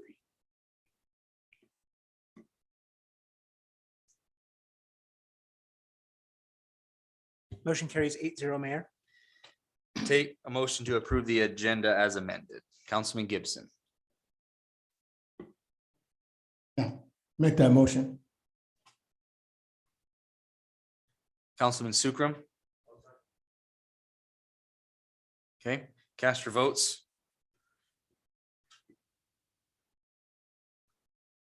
Motion carries 8-0, Mayor. Moving on to public hearings. Item 2, resolution 2022-019 to approve an amendment to a pre-existing self-storage facility generally located at 2417 North Lincoln Avenue. We'll have staff report. Good evening, Mayor, members of the City Council, Jennifer Dam, Planning Director. This is a request to amend a pre-existing conditional use permit to add storage units to the property at 2417 North Lincoln Avenue. The Planning Commission held a public hearing on January 24th and voted 6-0 to approve with one abstention. The property is 22,414 square feet in area. It meets the floor area requirement, the proposal. The landscape area, existing landscape area was too small. I had a conversation with the property owner and he was willing to enlarge the landscape area by keeping the landscape area south of the westernmost building green. And he was willing to do that. So it meets all of the landscaping requirements. With that, staff recommends approval and I'd be happy to answer any questions. Any questions for staff? Councilman Gibson, you have a question? Okay. Thank you. I will now open the public hearing.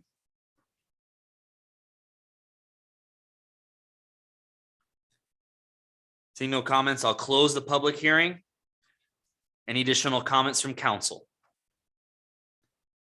There's none, and take a motion in regards to this resolution. Councilman Jensen, I'll make the motion to approve resolution 2022-019. Councilman Yerger, I second the motion. cast your votes. Motion carries 8-0, Mayor. Moving on to item 4, ordinance 5607 to change zoning from planned development to suburban commercial and to remove the property from the planned development on property generally located on the southeast corner of Morningside Road and Lauren Lane. This would be first reading. We'll have staff report. Good evening, Mayor, members of the City Council, Jennifer Dam, Planning Director. This is a request to remove a piece of property from the planned development and rezone it suburban commercial. The planned development shows this area, this particular lot, and a little bit larger area to the east for commercial development. The thought behind removing it from the planned development was just to clarify and make it very transparent that this area was intended to be used for commercial development. This is related with the next 2 items, the annexation and final plat of the particular lot. I'll kind of address it a little bit as a whole. The annexation requires 3 readings and that none of those readings can be waived. The change of zone, of course, you can waive the readings. The final plat is a resolution, so it has 1 reading. People have asked me, well, why is the final plat on the agenda? Why didn't you, and with the request to carry it over instead of just putting it on the agenda in March? They came together basically as a package at Planning Commission. And I wanted to make sure that you had a chance to see the entire package before you moved on. I did have a conversation with Councilman Yerger earlier today. He thought that it made more sense just to leave this in the plan development than amend the plan development to show the site plan. I talked with our city attorney about that. He concurred. The applicant, I think, would prefer to have it zoned commercially. We can still keep this all on the same track so that the applicant is able to have his closing in March. We can add this if the desire is to keep it in the plan development. We can add an amendment to the plan development at the council agenda or the Planning Commission agenda in February, and then follow up on the council agenda so everything gets back on track. With that, I'd be happy to answer any questions, and I don't know if there's questions for our city attorney or not. I didn't see the applicant, so I don't know if he's still here or not. Councilman Legban. So again, what is your recommendation right now? To have hold first reading on this and make changes if needed? Actually, I'll defer to Travis on this. I thought that this would be cleaner and easier. But I'll let Travis answer that question because there is some question about, well, is this exactly in conformance with the comp plan? Because we don't have a commercial spot there right now. And what is the best way to approach this? So I'll let him answer. Thank you, Jennifer. When this was brought to my attention, it appeared the easiest way for the applicant to resolve any issue of complying with the comprehensive plan would be to keep it a PD district. The only issue with doing that is it would have to be, the plan would have to go back to the planning commission and come back to council again. And since we have to do 3 readings on the annexation anyway, I don't see that as a problem slowing down what the applicant would like to do in the end. So I would recommend not changing the zone, keeping it a planned development. From a perspective of standing up to any scrutiny if the taxpayer would have issues of this being in conformance with the comprehensive plan. As far as planning, that's or a policy of the planning. I don't have any opinion on that. The site plan that is attached in the backup is basically the site plan that'll go back to the planning commission to amend the plan development to show more specifically what's planned for that lot. I think that's what the final plat. My agenda is a little bit out of order here, but there is a site plan, which is what will go back to the planning commission to amend, and then it'll come back here. So you'll have basically the same thing in front of you with that site plan, but instead the action would be to amend the PD. Okay, so we're not holding up a $2 million project just because we're worried about words. I just want to make sure we're not holding things up. That's correct. By the timeline that is required under annexation, we're not holding anything up. No. Okay, It will, though, in order to keep the change of zone the amendment to the PD moving forward, which is also a change of zone, we will ask that you waive the second reading and have third reading on March 8th, which is the same time you'll have the final reading on the annexation and take action on the resolution for the final plat. okay, that was my concern. I want to make sure we're not going to hold up a $2 million project. Okay, thank you. Councilman Yerger. Well, our dialogue earlier today, and thank you, council, for clarifying as well. Obviously, no intent to hold up the project in that regard, but to make sure that we're doing things in the proper sequence and order. And my concerns were really sort of twofold that I wanted to present to council. Section 11406 of our municipal code pretty much states that in order to do annexation, which I rearranged the order for, you need to adopt, the annexation has to be zoned in accordance with the adopted land use map. Land use map today is PD, not SC, suburban commercial. So if we were to change this, it's difficult to follow the requirements for annexation. So wanted to get that out and clear. And then the other thing was that we talked about earlier relative to this, by siphoning this off out of the PD and making it a standalone suburban commercial area. I've been instructed during the course of my tenure on council that we don't consider spot zoning to be something that's acceptable.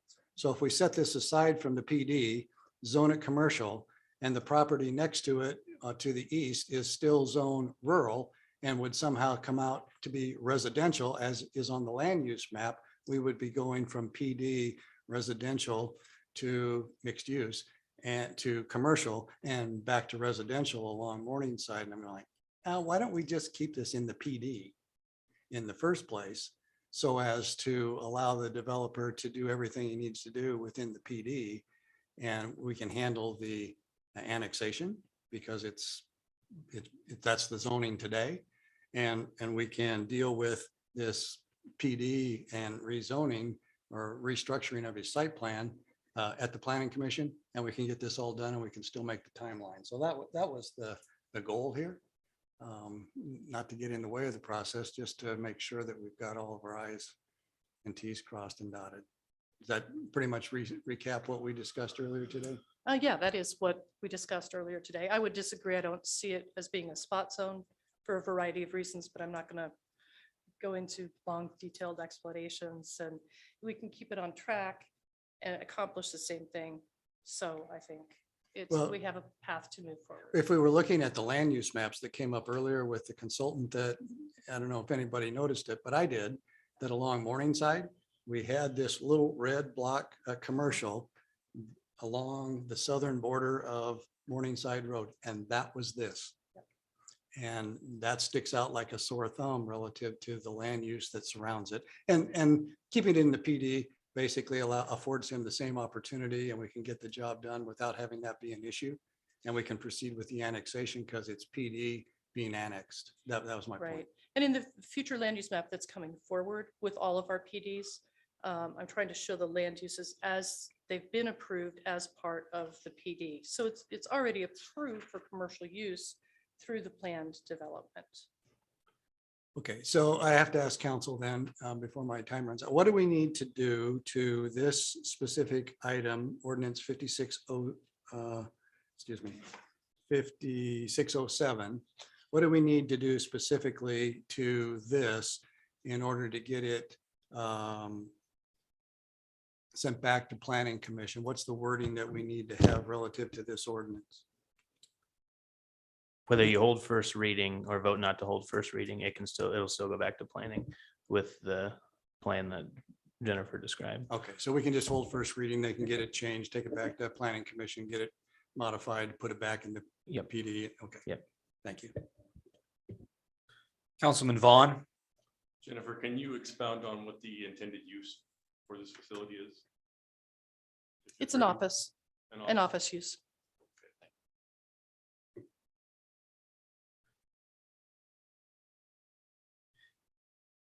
We'll now open the public hearing. Ordinance 5607. Seeing no comments, I'll close the public hearing. Well, now, any additional comments from council? Councilman Yerger. Unless there are other comments from council, and I'll certainly yield if there are. If not, I'd like to make a motion to hold first reading of ordinance 5507 with the prerequisite that this goes back to planning commission for consideration under the rules of PD,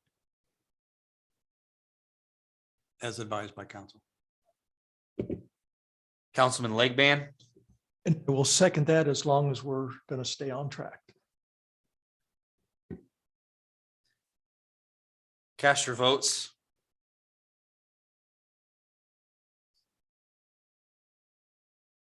Motion carries 8-0, Mayor. Will now have first reading. An ordinance of the city of Fremont, Nebraska, amending ordinance number 5427 as it pertains to the zoning map to rezone the property generally located at the southeast corner of Morningside Road and Lauren Lane from PD plan development to SC suburban commercial, providing for repeal of ordinances in conflict herewith, providing for severability, and providing an effective date on first reading. Moving on to item 3, ordinance 5606 to annex property generally located on the southeast corner of Morningside Road and Lauren Lane. This is first reading. Jennifer? This is the request that's associated with the other two to annex this piece of property. We would ask that you go ahead and hold first reading on the annexation. The next item is the final plat. I'd be happy to answer questions. Any questions for staff? Councilman Yerger. And just one, I would understand based on the applicant's request for these 3 items that are annexing this ahead of this being heard at the planning commission is going to be acceptable because we need to keep this on the 3 reading track. We can't waive 3 Correct. readings on this one. So to keep this moving, we need to do this first reading tonight. That's correct. Regardless. And Yes. this syncs up with what we've just done on the previous one with regards to we're annexing something that's PD and putting it into the city. So we're in accordance with city code. Yes. Thanks. Any other questions for staff? I'll now open the public hearing. Ordinance 5606. Seeing no comments, I'll close the public hearing. Any additional comments from council? There are none. I take a motion to hold first reading. Councilman Yerger, Make a motion to hold first read of ordinance 5606. Councilman Sukram, I'll second. cast your votes. Motion carries 8-0, Mayor. We'll now have first reading.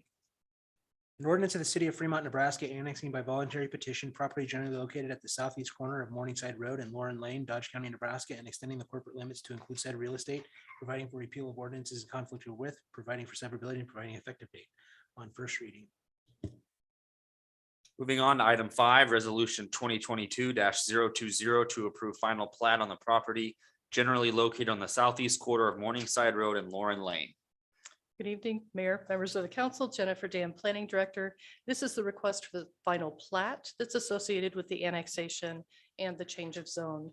I would request that you carry this over until the March 8th hearing so that action can be taken on it at the same time as you take action on the annexation and on the change of zone. So I have a question. Are we continuing the hearing as well, or is the hearing going to be tonight? We could have the hearing tonight. I don't, Legal, you know, continue the hearing. Okay. So your recommendation is to continue this to March 8th meeting. correct. And that's the same time we'll have the final action on the annexation and the change of zone. Okay. Councilman Jensen, Yeah, I'll make that motion to continue this to the March 8th meeting. Councilman Sukram, I'll second that. cast your votes.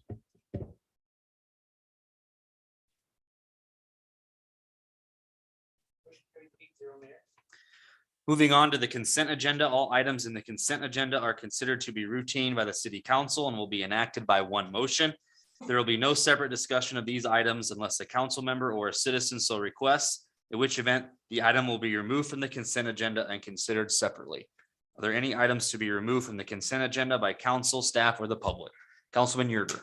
I'd like to remove item 9, please.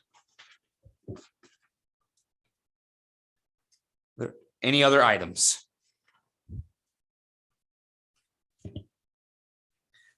Seeing none, I take a motion to approve consent agenda items 6, 7, 8, 10, 11. Councilman Jensen, So moved. Councilman Legban, I will, cast your votes. Motion carries 8-0, Mayor. Item 9, resolution 2022-021, authorizing staff to execute and mayor to sign the local option economic development fund loan agreement with Wheelhouse Solutions LLC, doing business as My Central Supply. We'll now have staff report. Good evening, Honorable Mayor and City Council. Angie Olson, Plan Administrator. On the January 25th City Council meeting, a local option economic development loan was approved for My Central Supply. It's, actually, Wheelhouse Solutions doing business as My Central Supply. And before you tonight are the documents to finalize that loan. That's the loan agreement, the personal guarantees, the promissory note, and security agreement. And I'm here for questions. Any questions? Councilman Yerger. No real questions. My reason for pulling this off was twofold. I believe, and it fell on the way we've doing the agenda. I think this should have been unfinished business from last meeting. It's kind of being treated that way as a result of our pulling it off. But I wanted to make sure that we all recognize that amendments were made by legal counsel, that they're in the packet material that was published on Friday to slightly modify the agreement and the surety agreements or whatever. Anyway, there were a few changes made and they're redlined and in your packet, as I understand. I wanted to make sure that what we're voting on is the redlined edited version by legal. I think the ones in the agenda packet for today were the red line versions, but they've been finalized. So there's no need to amend what's in there right now, Right. what we're voting on right now. Right, I'm just calling attention to the fact that that those were amended. If you would read it, if you had read your Wednesday packet, there were changes made. Just wanted you to be aware that those changes are there. If there's any questions about those, council might want to ask, but otherwise I didn't have any comments about those because I was expecting them to be made. Any other questions for staff? Thank you. Any comments from the public? Seeing none, any additional comments from council? Councilman Legband. If there's no other comments, I would like to make a motion to approve resolution 2022-021. Councilman Sukram, I'll second. cast your votes.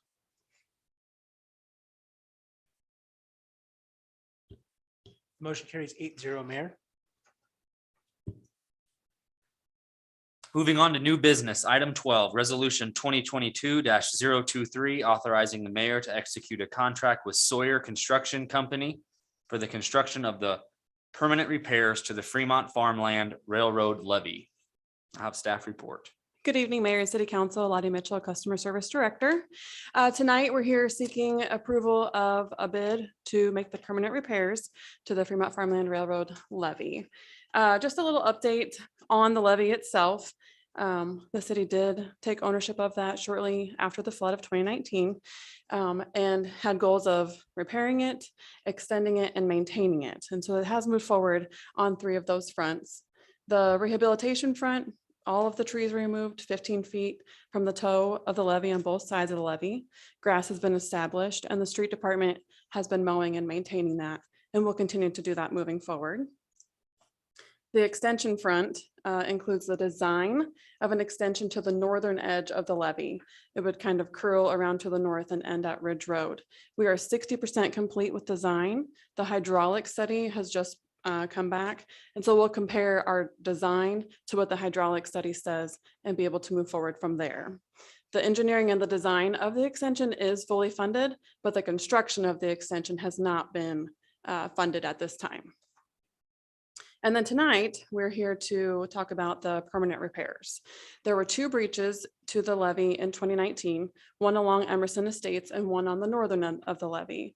The site along Emerson Estates, the fill material that was put there, they have determined to be quite suitable.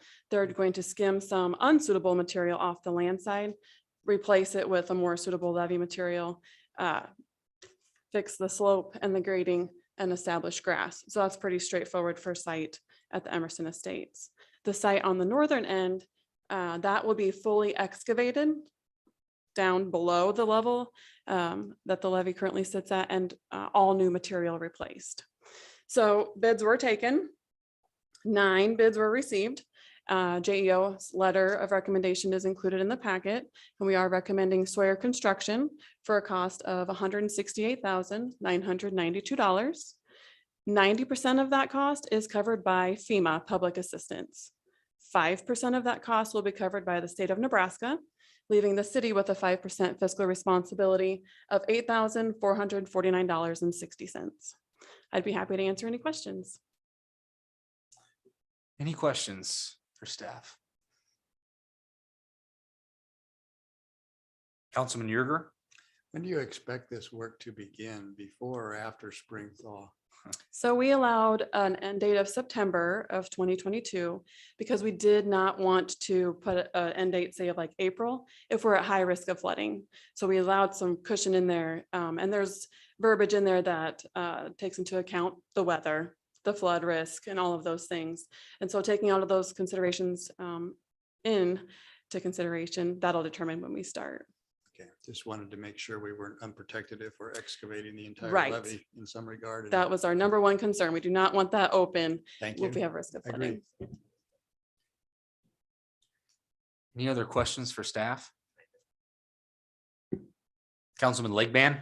I don't really have a question. I just like to say that this is a heck of a project for us for only $8,400. This is amazing. So good job.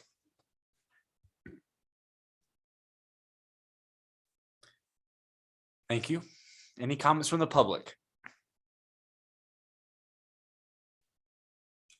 Seeing none, any additional comments from council? Councilman Sukram, Well, there's no more comments from council. I'll make a motion on resolution 2022-023. Councilman Yerger. Okay, cast your votes. Motion carries 8-0, Mayor.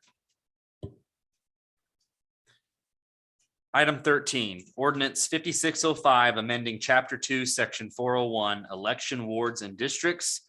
Also consider request to suspend rules and move to final reading. At this time, we'll have staff report. Thank you, Mayor Travis Jacot, City Attorney. I don't know if you all remember back in November, we approved the redistricting line based on the recommendation of the commission that was formed with the county. We amended some of the wards. So when looking at ordinances, the wards dimensions were now a little bit out of whack. So city engineer will put together the correct boundaries in those ordinances. So this is just revising those ordinances to conform with the changes we made back in November and doing it in advance of the primaries in May. Thank you, legal. Any questions? Councilman Yerger. Just one for clarity. So what we're actually approving is the red line version that's inherent in our packet, because we have the old language and we have the red line. There isn't a clean version that adopts all of that, but we're adopting the red line, right? Yes, correct. Thank you. Any other questions for legal? Okay, any comments from the public? Seeing none, any additional comments from council? Councilman Jensen. If there's no further comment, I'll make the motion to approve ordinance 5605 and hold first read. Councilwoman Ganem. Second the motion. Okay, cast your votes, introduce and hold first reading. Motion carries 8-0, Mayor.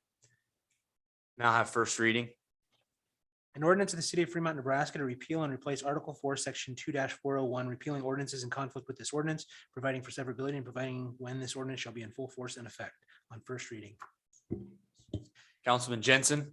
Yeah, I'll make a request to suspend the rules and hold the third and final reading on ordinance 5605. Councilman Legband. And I will second that. Cast your votes.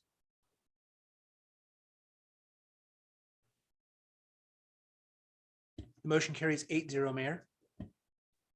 We'll now have final reading. An ordinance in the city of Fremont, Nebraska to repeal and replace Article 4, Section 2-401, repealing ordinances in conflict with this ordinance, providing for severability and providing when this ordinance shall be in full force and effect on final reading. Cast your final vote.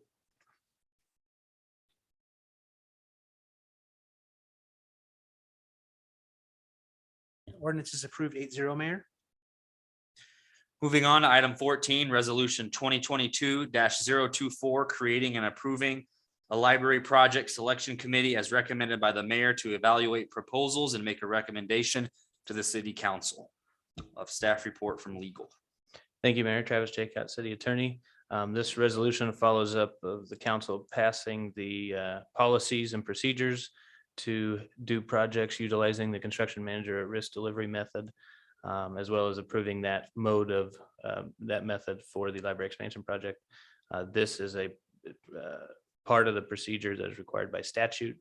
And it's a committee that will, as the resolution indicates, review the proposals and make a recommendation to the council for final approval. And the ways in which the committee has to review those proposals, it's a percentage-based review. And those are listed in the resolution or in the staff report. Take any questions? Any questions for legal? Councilman Yerger. I'm not sure it's a question for legal, but it has to do with the resolution language, and I think you're equipped to answer. So in the now therefore be it resolved statement, we list 6 individuals that will be named to the committee, which I know we've already talked about meet the statutory requirements. My question is, in light of the fact that Ms. Sanders is serving as interim city administrator, and this project could go on for some time, I'm wondering if we should amend that statement to say city administrator / interim city administrator Jody Sanders, because if the position was to be filled full-time, would the city administrator fill this job? Or would we continue to have Jody do it as no longer interim if we had filled the position? Whether it's written as city administrator, interim city administrator right now wouldn't make a difference. If we did have to replace a member of the committee, we would just replace them. So if you want to add it for clarity's sake, but that's not necessary. Well, her current title is interim city administrator, not city administrator. So I'd offer clarification for that reason. I just wasn't sure if we were to hire somebody next month and this project is just getting started, whether we would be changing horses automatically or we would ride what we're putting into this resolution. Yeah, how the resolution's written would allow for any change of who's in the city administrator role to be added. Okay, then I will only offer for an amendment that we change the title for Ms. Sanders to interim city administrator in the resolution. Okay. Before I get to that, are there any other questions for legal? Okay, any comments from the public? Any additional comments from council? Seeing none, there's an amendment to the resolution. Is there a second? Councilman Vaughn. I actually had a comment. If this is just a clerical issue, do we need to make an amendment? For my purposes, I don't say it's needed. It's just for clarification, as Councilmember Bearder said, so.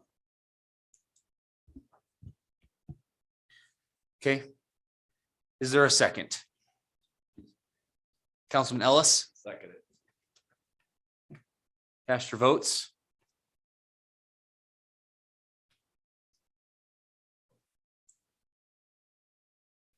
Motion carries 5-3, Mayor. Okay, take a motion to approve as amended. Resolution 2022-024. Councilman Legban, I'll make a motion to approve as amended. Councilwoman Ganem, Second. cast your votes. Motion carries 8-0, Mayor. All right. Item 15 is executive session to discuss real estate purchases.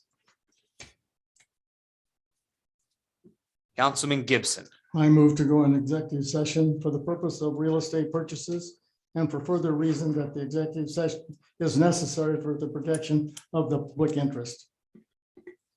Councilman Legban. I second the motion. A motion has been made and seconded to go into executive session for the purpose of discussing real estate purchases and for the further reason that the executive session is necessary for the protection of the public interest. Is there any discussion? Seeing none, the pending motion is to go into executive session for the purpose of discussing real estate purchases and for the further reason that the executive session is necessary for the protection of the public interest. Cast your vote.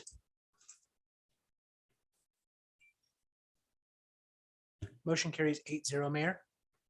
A motion to go into executive session for the purpose of discussing real estate purchases and for the further reason that the executive session is necessary for the protection of the public interest has been approved. Discussion will be limited to real estate purchases. No official actions or votes will be taken during the executive session. We'll now be going to the back conference room.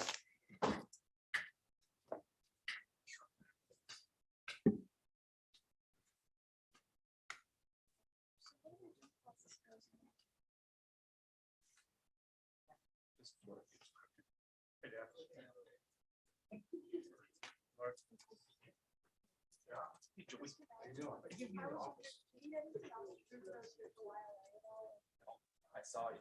That's good. Sure. He knows. We're gonna leave my yes. In my downtown or 23rd Street. Yeah. Okay, sounds good.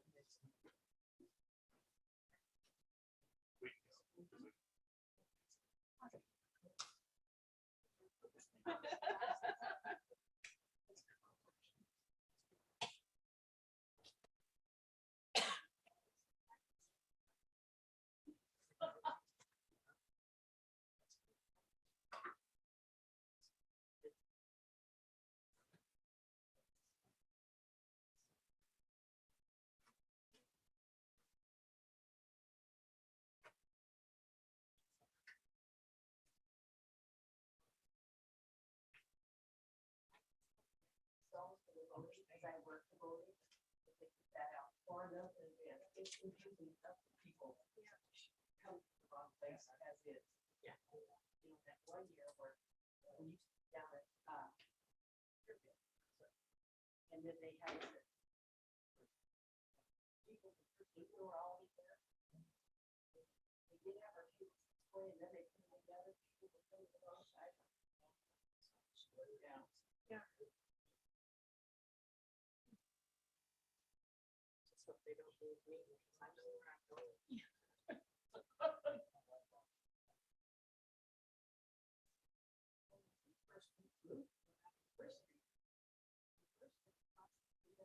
Skating rink. Then next year, we have to go on the house. But when I worked in it, there was times when I was coming off the state down the steps, pulling out ballots in the dark little stairway. There was just sometimes for the library, sometimes.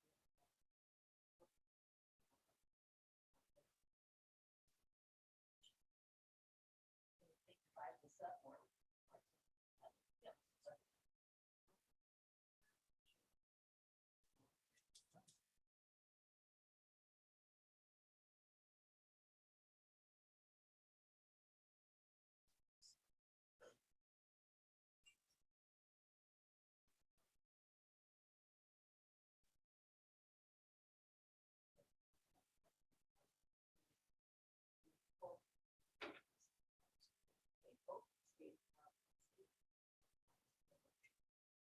So funny because we're.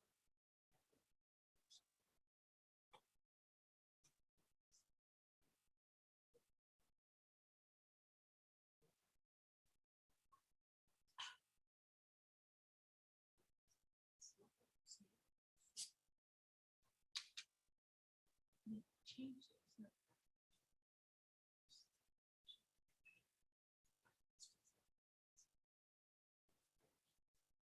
I don't like the zero sugar. It's the- it's our brand. The taste is too sweet. I eat versus a diet. My husband says our diet is bitter.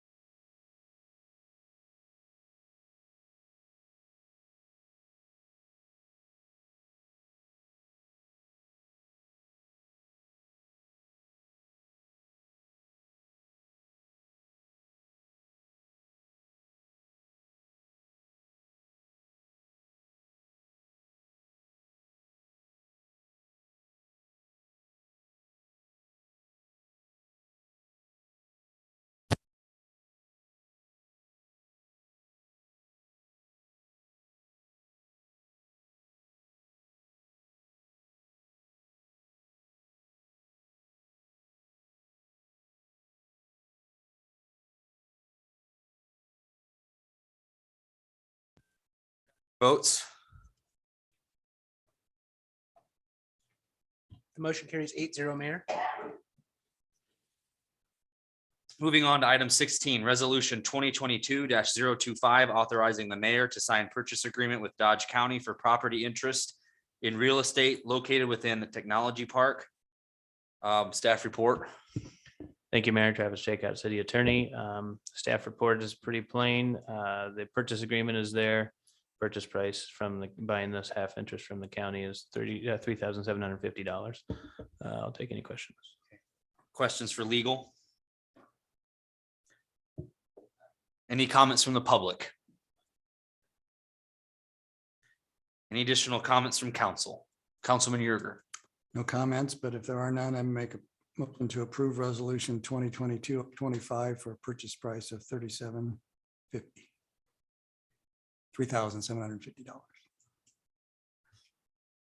Councilman Sukram. I'll second. Cast your votes. Motion carries 8-0, Mayor. Okay. Moving on, item 17 is a resolution 2022-022, authorizing the purchase of a 2024 Alltech over center aerial device. Now staff report. Troy Shaven, interim utility general manager. Typically, we put these vehicle purchases on the consent agenda, but this one's kind of special.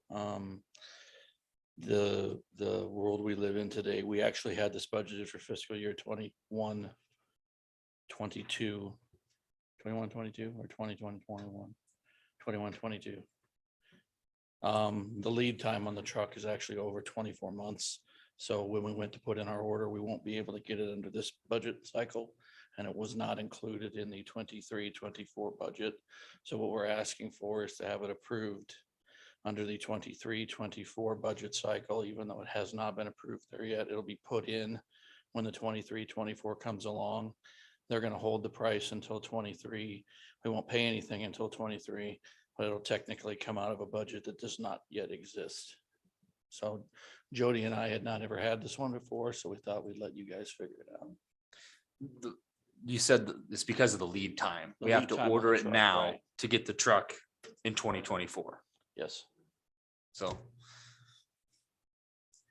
Councilman Vaughn. Just to be clear that there's nothing that they're gonna require as far as a holding deposit. Nope. We only have to come through and do this because they need a PO number, a purchase order number. Thank you. Any other questions for staff? Councilman Yerger. So I want to be, we don't have any. We had budget for 22, 23, but the equipment won't be ready till We had it budgeted for the budget cycle we're in here now, which is 21, 22. 22, and it won't be available until, I thought he said spring of 24. And so what we do, we're not, obviously, it's not coming out of this year's budget, and obviously we didn't have it in like the 5-year plan farther on down, so it's in a budget that's not yet out there. So we will be obligating a future budget. Correct. While opening up funds for our current budget. Correct. Unspecified use, we just have $300,000 in our It would be towards capital, right? capital spending that we're not spending in this budget cycle. Correct. This is in the electrical. This is an electrical distribution. CIP. Electric distribution. The capital plan is the capital plan, but this is out of the distribution. Thank you. Any other questions for Troy? Thank you. Any comments from the public?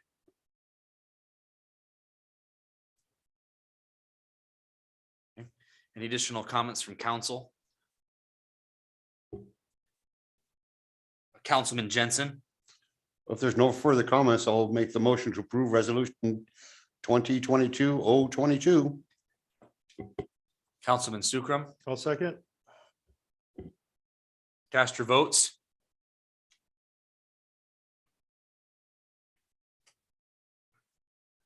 Motion carries 8-0, Mayor. Councilman Jensen. I'll make the motion to adjourn. Councilman Sukram, Second. cast your votes. Motion carries 8-0, Mayor. We are adjourned. Have a good evening.